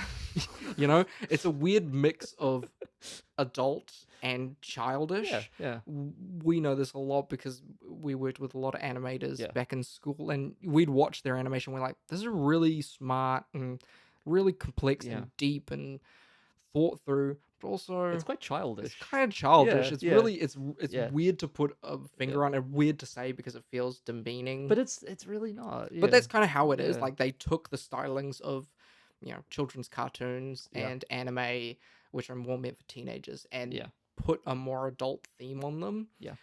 This was great. Yeah, I watched the movie that they put up on YouTube, which is kind of just pencils, pretty rough animation done by a community. That was really cool. Awesome. Great job. I really loved it. Not much to say about that. Well, it was just great. It was just really good, and exactly what I wanted, which was a modern person putting modern ideas into a classic tale. Yeah, the classic literature. A real adaptation, Yeah. not a retelling. Yeah. And then, to end off, I experienced the most iconic, the most important, the most powerful tale. Godzilla's The Odyssey. My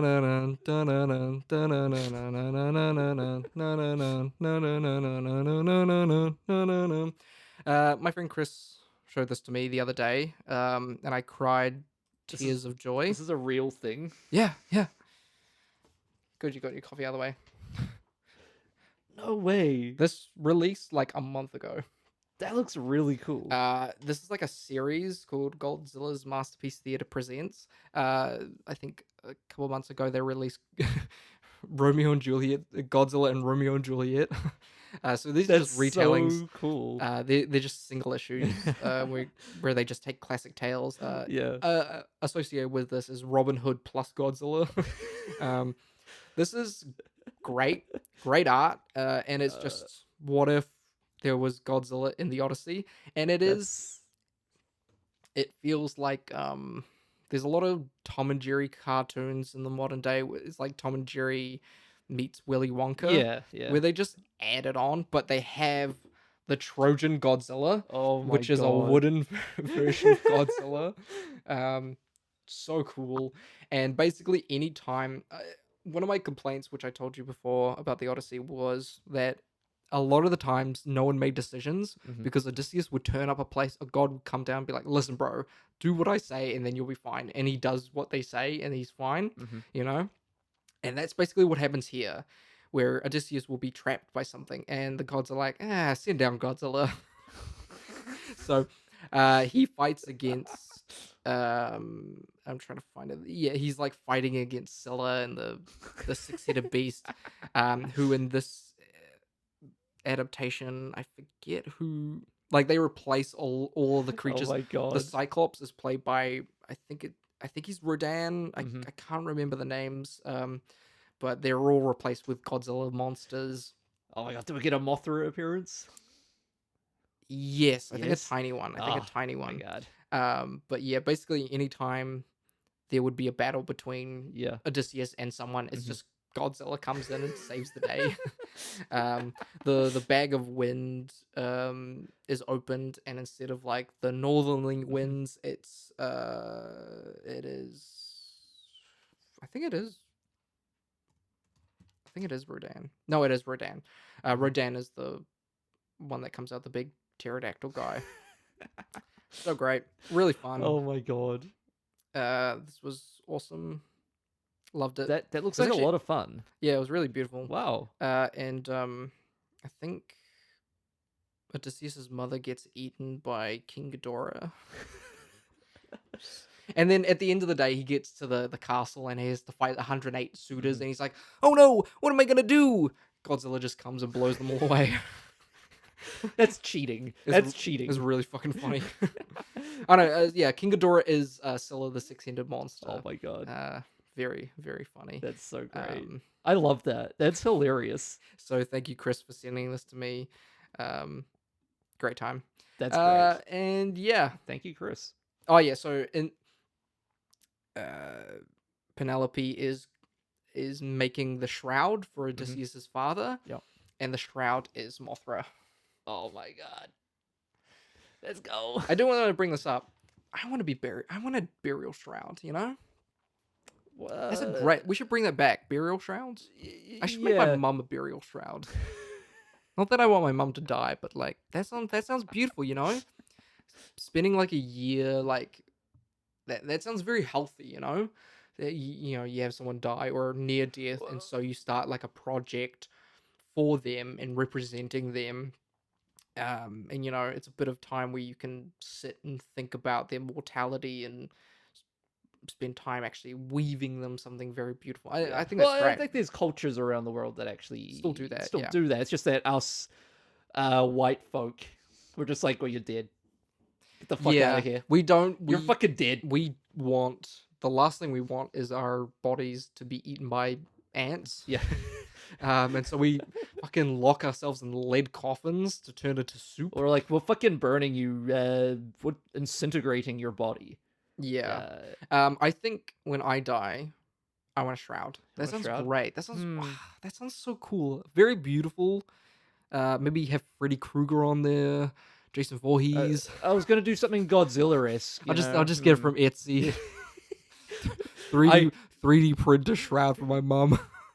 I was gonna get a huge Godzilla Trojan horse. That sounds great. Yeah. No, but I was gonna bury you in a Trojan horse. I think that sounds lovely. You know, because my mum does knitting, and she knits my niece's stuff. I think I'd be like, Mum, you know what? I'm gonna knit you a burial shroud. I don't think she'll take that nicely, but I think, you know, that's great. Some time for me to sit and think about my mother's mortality. Yeah. And after she's dead, to, you know, it's put time into work on that. I think it's very beautiful. It's some good reflection time. Yeah. And also I can knit like a big sandwich. You know, it'd be like, oh, why's my mum like? She likes chicken carbonara. Yeah, PB&J. She likes Doctor Who.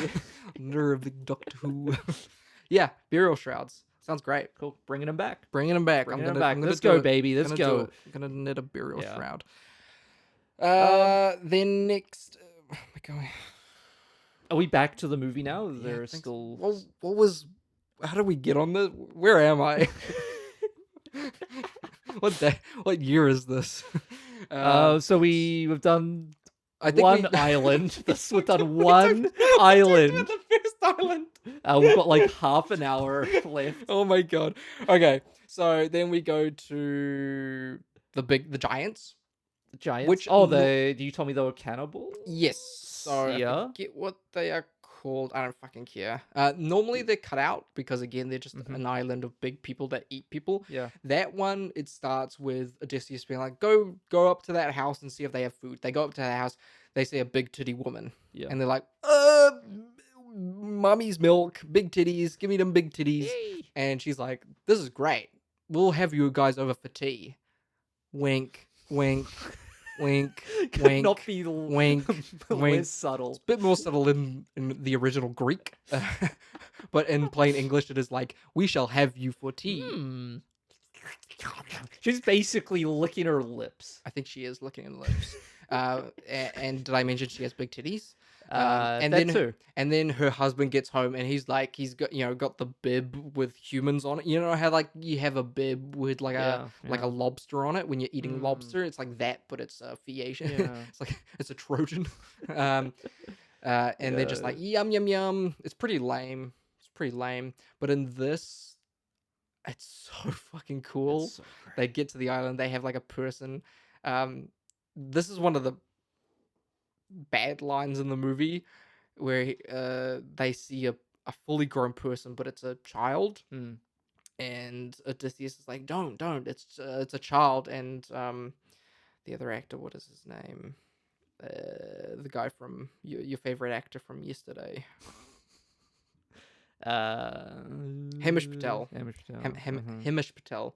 Hamish He Patel. says, "Well, if that's the child, what do the parents look like?" And I'm like, I don't think we need that. I think we get it.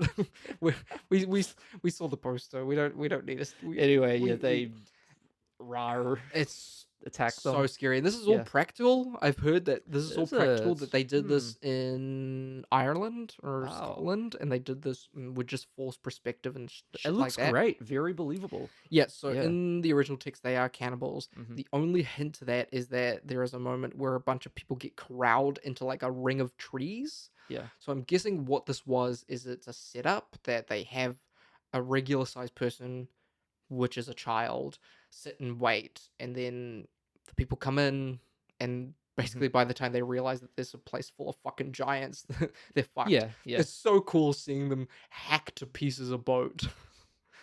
That's so cool. It's They just have a big saw and they're just like, you see this boat? It's 2 now. Yeah. The effects in this look so good. Yeah, I could do better. Yep. Then we go to Cersei's Island, and basically all of the Hamish Patel and all of his crew are basically like, what the fuck are we doing here, bro? You are cooked. Bro's cooked. And we get to Cersei's Island, which is probably the biggest change. Again, Cersei is normally just this big titty lady who's like, oh my god, Odysseus, you have such a beautiful cock, I can't kill you. And normally we get my boy Hermes. I'm sad that we didn't get my boy Hermes in there. But the scene is so good. We get like some lions and some putty cats. And a deer. Yes, a deer. I love that Odysseus plucks his bow. And it's like It's a nice little touch, isn't it? Yeah, yeah. So good. It's so good. And we get probably the scariest scene in the movie. Where Cersei transforms them all into pigs. I think there's some reverse footage in this where like the food is going upwards into their mouth, like unaided. Like I think what happened is they filmed it, the food like falls down, but they reversed it so the food is literally flying up into their mouth. It is so cool. Great. This is like the sequence that really convinced me horror. Nolan could do a horror film. Yeah. I mean, this is basically a horror. Yeah. Like what? 30% of this movie is horror. Yeah. Yeah. Basically everything with Odysseus until he gets to Calypso is horror. So cool, and a great back and forth between I'm forgetting a name. Not Mia Goth. Oh my god, I forgot Mia Goth. That's right, I forgot. Yeah, Mia Goth is in this. Samantha Morton, who you would know from Minority Report. She plays the person who gives the Minority Report. Yeah. Famous role. She's really good in this. There's just a beautiful back and forth between her and Matt Damon, who she's really the only person to match him speech-wise. As my first words as a part of the series were that Odysseus is a slippery cunt, and she tries to out-cunt him, and slippery him. She does not succeed. No, it's really good though. It's great. There's some great shots where the crew are being morphed into pigs. God, so good. But I love it because it's a classic where there is one shot where she's just mushing a guy's face, and then it cuts to mushing like a prop. Yeah. I always love it because you can, if you know how movies are made, you can tell the shots where it's just she's mushing a guy's face. Yeah. And it's very funny just thinking of a woman just being like, meow, and just mushing a guy's face like it's Play-Doh. Yeah. I thought these guys were cooked though. I didn't think they were coming back. They always make it back. Yeah. I don't think they ever don't make it back. Okay. Yeah, they get turned into pigs. Oink oink. Which probably is the inspiration for Pinocchio and the boys on the island being turned into donkeys. This is great. This is a great scene. Awesome. Yeah. And then we go to hell. Yes. Probably my favorite scene. They shot this in Iceland, so bit cold. Well, everyone knows hell is in Iceland. Bit chilly. Yeah. This is so fucking cool. All the makeup is so great. Everyone's just covered in soot. Yeah. Everyone sounds so awesome. We They get got that the great speech from Elliot Page. Yeah. Just this stuff is just so Oh my so God, good. it's so good. I love it. Uh, And then from that we go to we Is the world? no, we go to is the that after sirens. The Yeah. sirens. Yeah. Yeah. So we fight we have the scene with the sirens, which is classic. Like this Yes. Yeah. is how iconic the Odyssey is, that the sirens are from the Odyssey. Hmm. Like the classic idea of the sirens, which there is a back and forth on what the sirens are, because I think sometimes they're called harpies, and harpies can also be the mermaid sirens and the birds. And sometimes the sirens are ugly. Sometimes what they're telling is like a beautiful song. Sometimes not. Every version of the siren, like there are versions of the siren in like the Narnia movies. Those haven't changed much from the Odyssey. They are basically every scene you see of sirens are basically just taken from this. Yeah. Not even like melded over time, 1-to-1, which is insane. It's great. Matt Damon, he's strapped to the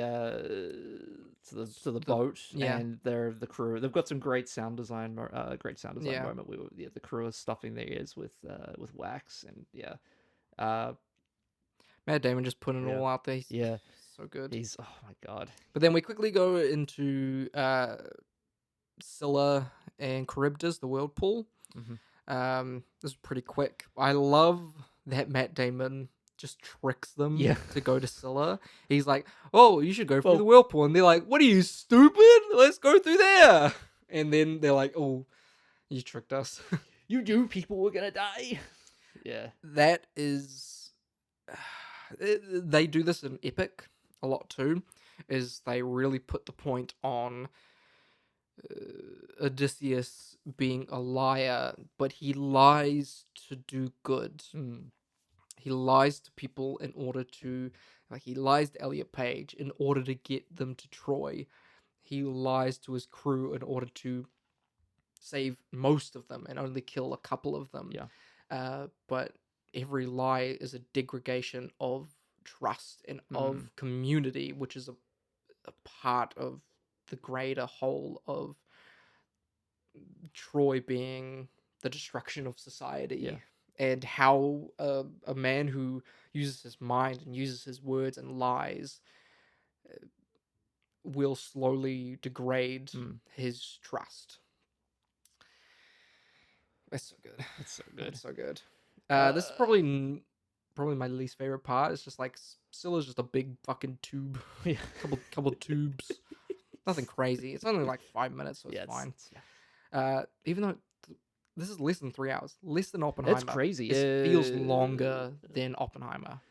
I don't know. Oppenheimer is it's quite taxing. I don't feel the runtime, but I don't know. It felt pretty similar. Similar to me. Yeah. This felt like one of the longest movies I've ever seen. But it's crazy. It's not even 3 hours. Not even 3 hours. And then we go to the island of Apollo, and he's told these guys are going to die if they eat this cattle. And again, like Matt Damon, he's been lying through this whole thing, and now he's telling them the truth, and they just don't trust him. They don't trust him. It's great. Because why would you trust him? Why would you? Yeah. I love the line, do you think if you ate quietly, Apollo wouldn't hear you eating his cattle? And then they all just die. It's really brutal, and it's so good, and Hamish Patel is great. It's really sad, actually. So sad and so good. I understand everyone. I don't blame anyone, but you know how it happened, but they're so human. And I love Matt Damon's so perfect for this, because if it was anyone else, if this was Ben Affleck, I'd fucking hate his guts. I'd be like, what the fuck is wrong with you, you fucking piece of shit? But because Matt Damon is so nice, and it's so good because Christopher Nolan used him in this role very similarly in Interstellar, Mm. where you love Matt Damon. He's so charming. He's so nice. He has that charisma to He has him. this charisma, so Yeah. that when he does evil things, you don't realize until it's too late. Yeah. That's the same with this. Yeah. Where if it was anyone else, if this was Robert Pattinson, I would hate Yeah. him from day one. Yeah. But Matt Damon, you're always on his side. Yeah. You're never rooting against Odysseus. Yeah. Even though Even though he's done some absolute atrocities. Yeah, you might. Yeah. Very similar to Barry Lyndon. I'm looking at the Barry Yeah. Lyndon steelbook he got over there. You hate Barry Lyndon. Yeah. And I forget who plays Barry Lyndon, but he's a piece of shit in real life too. Yeah. You hate Barry Lyndon. You never root for him. You never Yeah, root for yeah. him. But that's the complete opposite with yeah, this. You yeah. always are on Odysseus' side. That's really clever casting. Yeah. It's so good. It's so good. Then we go to Calypso. Yep. Just great. Just so good. We do skip over. We have skipped over all of John Bernthal and Tom Holland. Tom Holland doing his own little Odyssey. Odyssey on its own. This is. It's always my least favorite stuff in the Odyssey is Telemachus, because he doesn't actually go on an adventure. He goes to a place with a king, and the king is really nice, and then he goes home. Yeah. he basically just goes to his uncle's house. You could for the cut it weekend. out. Yeah. You could totally Yeah, cut it out, yeah. but they cut my favorite part, which is Telemachus has to leave because the king. I don't think it's Menelaus. I think it's someone else. I think Menelaus does it again later. They give him too much stuff. Menelaus is just like, and I give you horses, and I give you chariots, and I give you tripods, and I give you gold, and he's like, my boat's not big enough for this.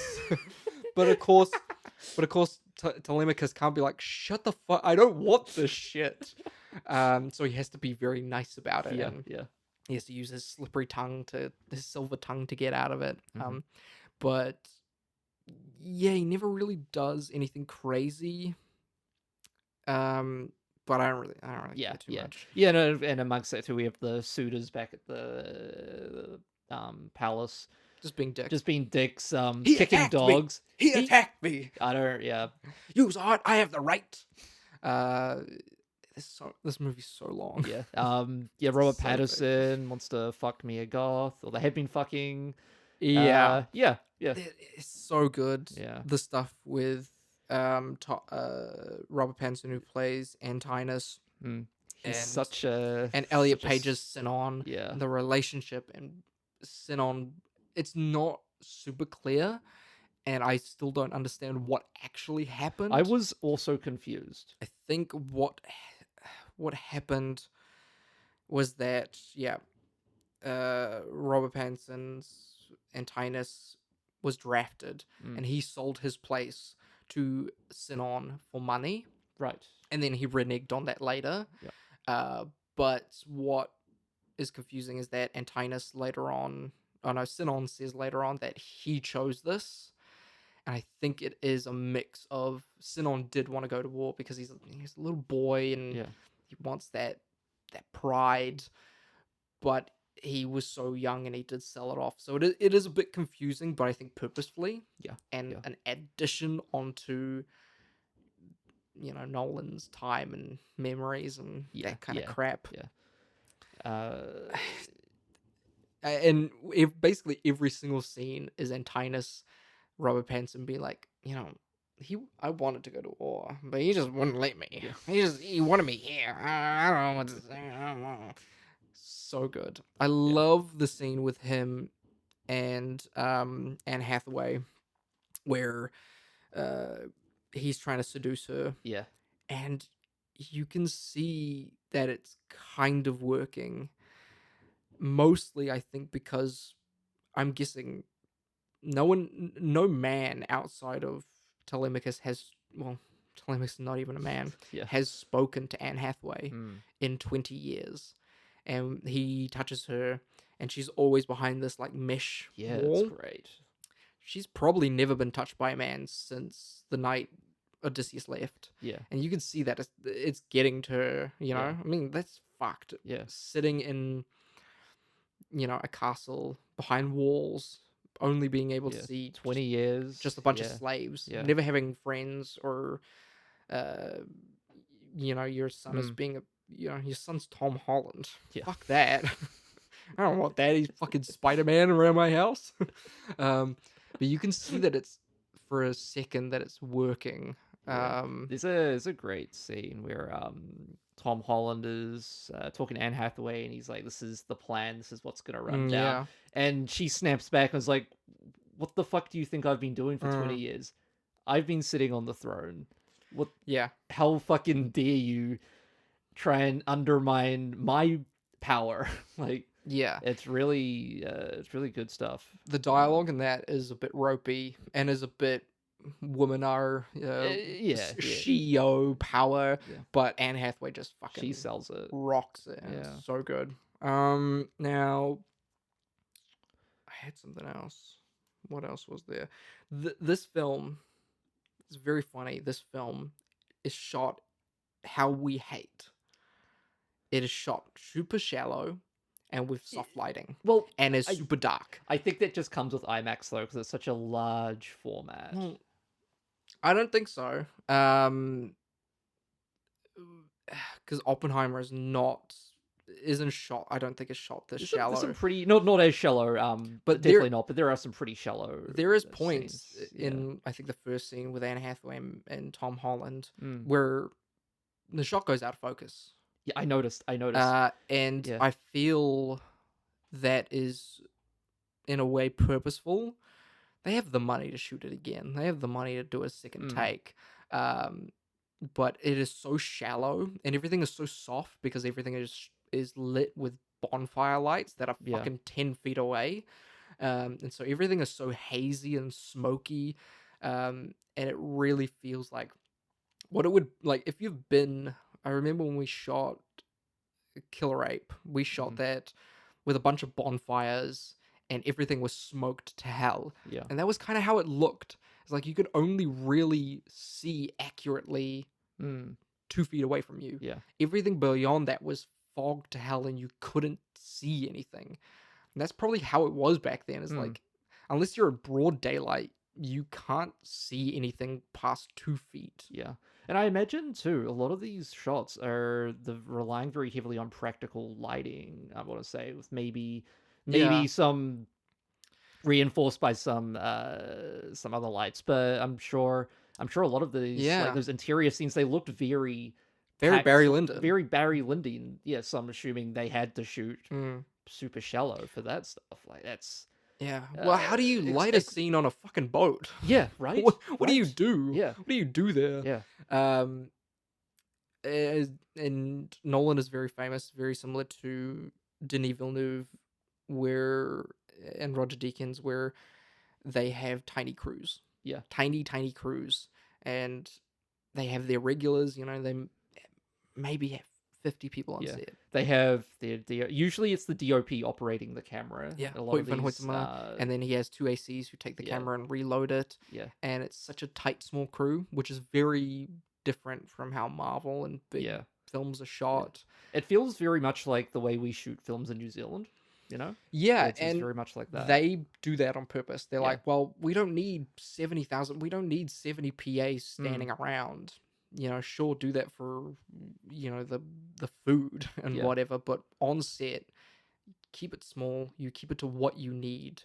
And the reason you have so many people is because you don't have the time. Yeah. You need 70,000 people because you need 70,000 boxes ran upstairs in 1 minute. But if you have 70,000 minutes, you can get one person to do that. Yeah. I mean, Kubrick, of course, famously spent years shooting his films. I think like 13 months shooting The Shining or something. I love Eyes Wide Shut. There are stories from that where he would come into a scene, they would spend a day setting up the lighting, and he'd just take photos. Yeah. And then he would be like, no, let's spend another day lighting it. Yeah. And then he would, once he's finished with that, he would bring in actors and he would workshop that. And then he would change the lighting again and go back to step one. And that's how it took like 3 years to make a movie, like production, 3 years. Because that's the kind of filmmaking I love. When you're that big, you can take your time. Yeah. You don't need big crews because, again, when you're shooting 2 guys in a room, you only need like 10 people to shoot that. but if you want to do it fast, you need 70,000 people. Yeah. I Same with David Lynch yeah. when he did Inland Empire. Yeah. He was like, no, I just need fucking 10 people, small camera. Let's just do this. I admire that stripped back approach though. Yeah. Because it can get really overwhelming too when you've got a million different. You lose something. Yeah, when there's such a mechanism to everything and how it works on set, you can kind of, as a director, I've heard a lot of the big guys say they kind of feel like they're further and further away from the performance and the heart of what they're trying to make. Yeah, that's what Soderbergh did. Yeah. Most big directors do that. I think Spielberg did that as well, where they get so big and a lot of directors can't go back. Yeah. Peter Jackson is probably the perfect example of that. He can't make a movie with 20 people.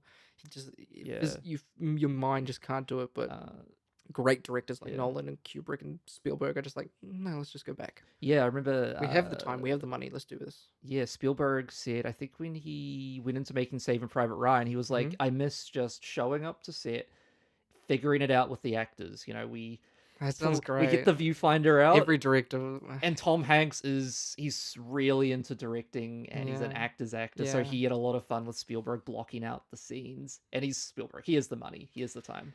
Yeah, when you're that big, the money, the budget is 90% time. Yeah.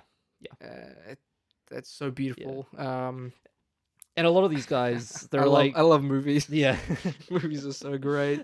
We got to move on. We're losing time. Yes. Okay. Is there anything? There's the big fight.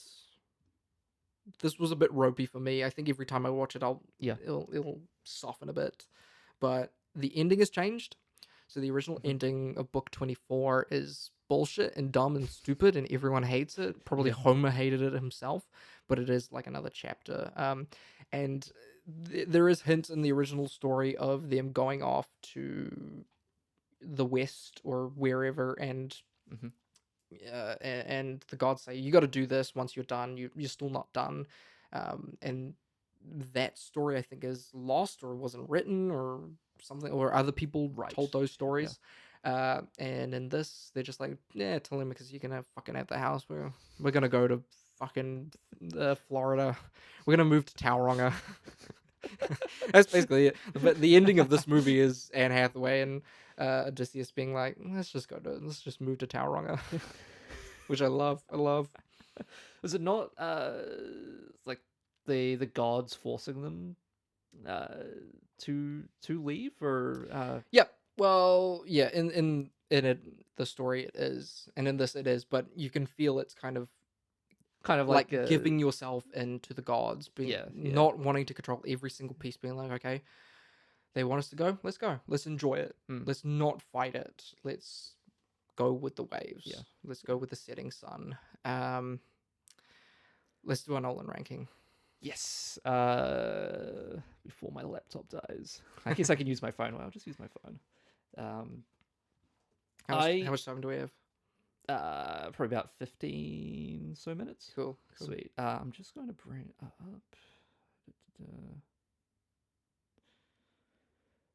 I actually forgot I had ranked his films. Because I was like, oh shit, I gotta rank them. And then I went back, I was like, oh, of course I've ranked them. And then I went back and adjusted them. I truly believe that every time I watch a Nolan movie, that movie jumps up 4 spaces. Yeah. So it's kind of like a chess match.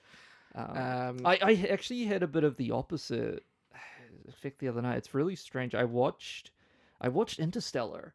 I didn't enjoy it as much as the first time I watched it. Interstellar is such a bizarre movie. Yeah, I think I just watched it in a wrong environment. Gotta be in the right mood. I was not locked in, and it was a real shame.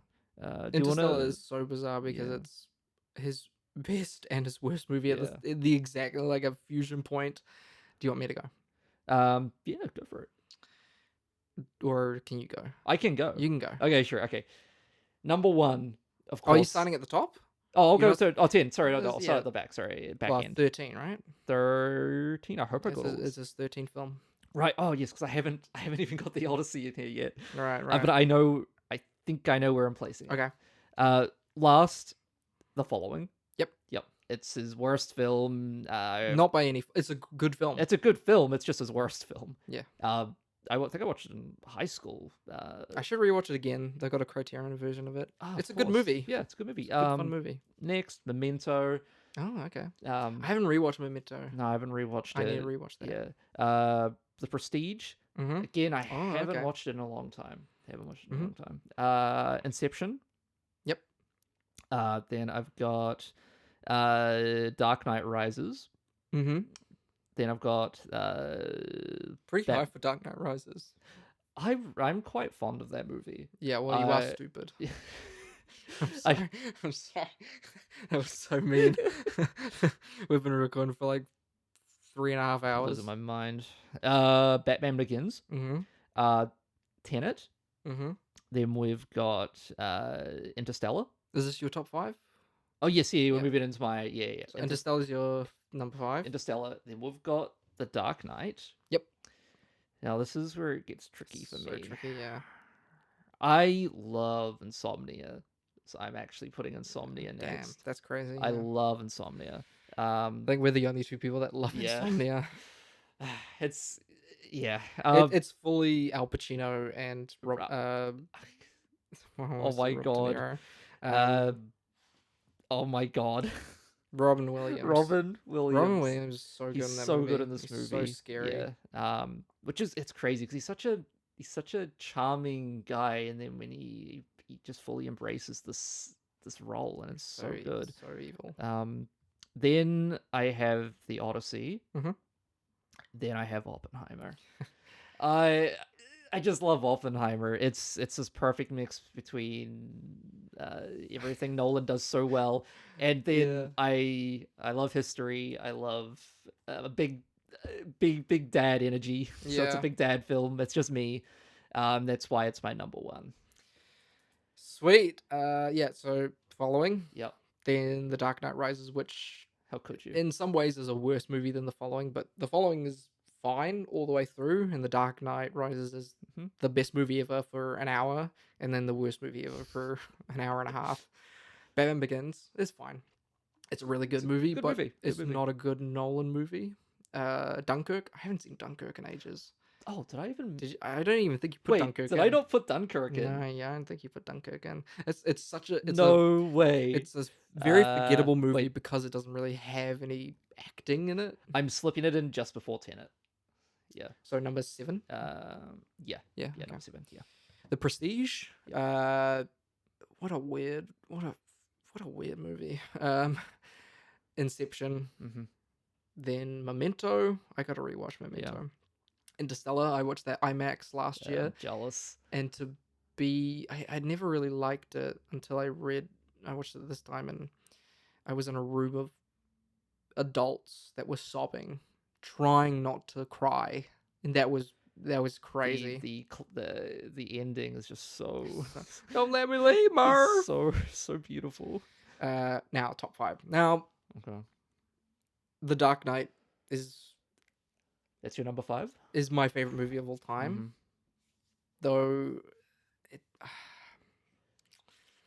But that's such a no disrespect. That's such a he is. I'm 16 and I put it in my Dark Knight. My favorite movie of all time because it's the movie that made me like movies. Yeah, that's fair. So it's more of a emotional spot than it is anything. Yeah. But he has evolved so far since then. It's been 15 years since. So does everyone. Yeah. 18 years Yeah. since. Is it 18? Yes. Insomnia, number 5. Mm-hmm. We love that movie. Yeah. It's so good. So good. Tenant. Just a big Benjamin. Oh my god! I watched that when it came out in COVID. Great time. I loved it. All I heard was overheard people being like, "Man, that movie's stupid." And I'm like, okay. Do you not like movies? I just say you watch movies and TV, and when they make reference to a Nolan movie, it's like, this is a smart movie for dumb people. And it's like, I just don't think you know what movies are. Yeah. It's like, yeah, sure, Inception's like, it's not that super smart, but I don't think it wants to be. No. It's just a guy having fun. Yeah. Then The Dark Knight Mm-hmm. at number 3. I think the more time goes on, the more I chuck that down, because it's really, Heath Ledger is really holding that thing up. He's really Because everything Got the great weight on about his shoulders, everything yeah. great about The Dark Knight outside of Heath Ledger is better in other movies. Yeah. Then The Odyssey. Maybe I wonder if it'll be. I love this movie, but more on the brain than the feel. And then number one, Oppenheimer. Of course. I want people to understand that he took a biopic of a real person that American Prometheus? that barely people knew of. No one really cared about J. Robert Oppenheimer until the book came out, or really put too much weight on him. He made a biopic war movie that had no guns fired. 3 hours, R-rated, releasing the same day and date as a huge film, and it made $1 billion. That's insane. And it is the most thrilling, the most engaging, the most edgiest. Your fucking mum can watch this movie and fall off her seat with how thrilling it is. It's insane, and it's just all people talking in a room, talking in a room about science. That's all it's it is. insane. It's people in rooms talking about science, and he made it more thrilling than The Dark Knight. Yeah. How do you even do that? Which I don't understand. I don't understand. But The Odyssey is his most impressive film ever. It is one of the most impressive films ever. It is the first epic film probably since Troy. Yeah. I mean, a lot of, you never get films like this now that are big big adult action epic film that feel like big screen, big actors, big locations, big themes, and it does what epics do, which is really aggravating when you watch an epic. As I watch the 10 Commandments, the first 30 minutes of an epic are the most boring shit in the world, because it is people looking at the screen and going, my name is John, this is my character, I am related to this guy, this is my job, this is where I live, and that's the first 30 minutes of every epic. And then by the last 30 minutes, it all comes together, and a kid wearing a baseball hat in the start of the movie makes you cry, because that's what this does. This is a classic epic. When you watch the first 30 minutes of it, you're like, what? There's so much here, so many characters, it's too much. By the last scene, it all just comes together. It's so good. Yeah. This is probably one of my favorite, one of the best cinematic. I hate to say the word, but cinematic experiences I've ever had at the movies. I think second to Oppenheimer. Yeah. But I think don't take this for granted. Movies like this won't come around for another 10 years. You 20 need years. you need a Nolan. This is a cultural experience. Yeah. It feels really so incredible being in this moment where we've had experienced two like cultural phenomenons like this in a row. Oppenheimer, then this. Barbenheimer. Of course, Barbenheimer. Yeah. Barbenheimer. I think Barbenheimer is probably the best thing we've ever experienced. That was as cinema goers. Yeah, that was great. Probably right next to the releasing of Star Wars. Yeah. But this is a close second. Yeah. One of the oldest stories ever written is probably going to make $1 billion. Yeah. I think going to win all the Oscars. Right now, it's at 72. Have they released the numbers? Yeah, just so far, 72. Let's see. The Odyssey. Yeah, 72 million. Oh wait, so it's got a. I don't think these are the full numbers yet. I don't think they're fully out. No, it can't be. Yeah, no, I don't think it's fully out. It's got an R rating in the US. Yeah. Yeah, these are. Yeah, they can't be the full numbers. Oh, no. They might be. I don't know. We'll see. Yeah. I can't remember what. Yeah, because they're predicting a 120 million opening. They may just not. I don't know. Yeah. The opening weekend isn't even over yet, so they could. True. Yeah, so we'll get to get the numbers Sunday. in. It's only Sunday. Sunday. I feel like I watched it 2 weeks ago. Yeah. I was so excited for this movie and so on the edge of my seat that when I saw some of my friends watch it like 2 days before because they got like an early screening, it pissed me the hell off. You wanted to I want to rip their fucking heads off because I saw fight people. them. I saw like friends of ours review the movie because they got early screenings and they're like, I'm not really a big fan of it's fine. Nolan. In it. This was a great movie. No hate to them, they did what they did, but for me, They did what they did. who spent 3 months in the ditch, who woke up at 2 a.m. to buy these tickets to just see them just go to an early screen and be like, I'm not, I'm not a huge Nolan guy, but that pissed me the hell off. Your blood was boiling. Again, they didn't do anything wrong. But No, they did. Apparently, they did. You know what I mean. I know. Yeah, my blood was seething. If there was a man on this planet that was excited for this movie, it more was than you. me. Yeah. That man Gushing day in and out to see this movie. Yeah, if was there's you. a man who wanted to watch this movie more than me, put that man in a straitjacket. Yeah. That man belongs. Hannibal Lecter energy. That is literally the Joker. That man is literally the Joker. Now it's done. We've triumphed. My Odyssey through the Odyssey. How do you feel? You've come all this way. You've fought many a battle, gone from island to island. I don't think it'll ever be over. Just like the Odyssey, war will never leave you. No. And I don't think it'll ever leave me. I think I'll always be ravenous for this. But next one's the Biohazard Biopsy, which I think I'll start 2 weeks. I won't do it for the next episode, which we just record the intro for, but I'll do it for the next episode after that. That'll be much easier because I'll just be watching fucking Paul Wes Anderson's films. Fucking pieces of shit they are. And I'll just be like, yeah, it was a piece of shit. What do you want from me?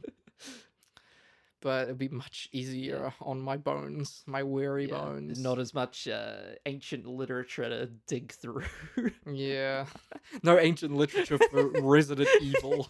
I don't know. Does Resident Evil harken back to the ye olden days? In a way. Yeah. When you think it dates back to Haitian mythology in a way, so I can get into Haitian mythology and more racism. Yeah, more racism. baby! Woohoo! But okay. This is it. We will be back next week with a Creepy Crawly. Is it our first creepy? Yeah, our first creepy crawly, which we've already finished. That they get 2 episodes this week. So oh my god, treating the listeners. Okay, so that has been us. This has been tonight's special feature. We have been the Second Boys. This has been the Second Studio. And this has been the tale of the slipperiest cunt. No, the man.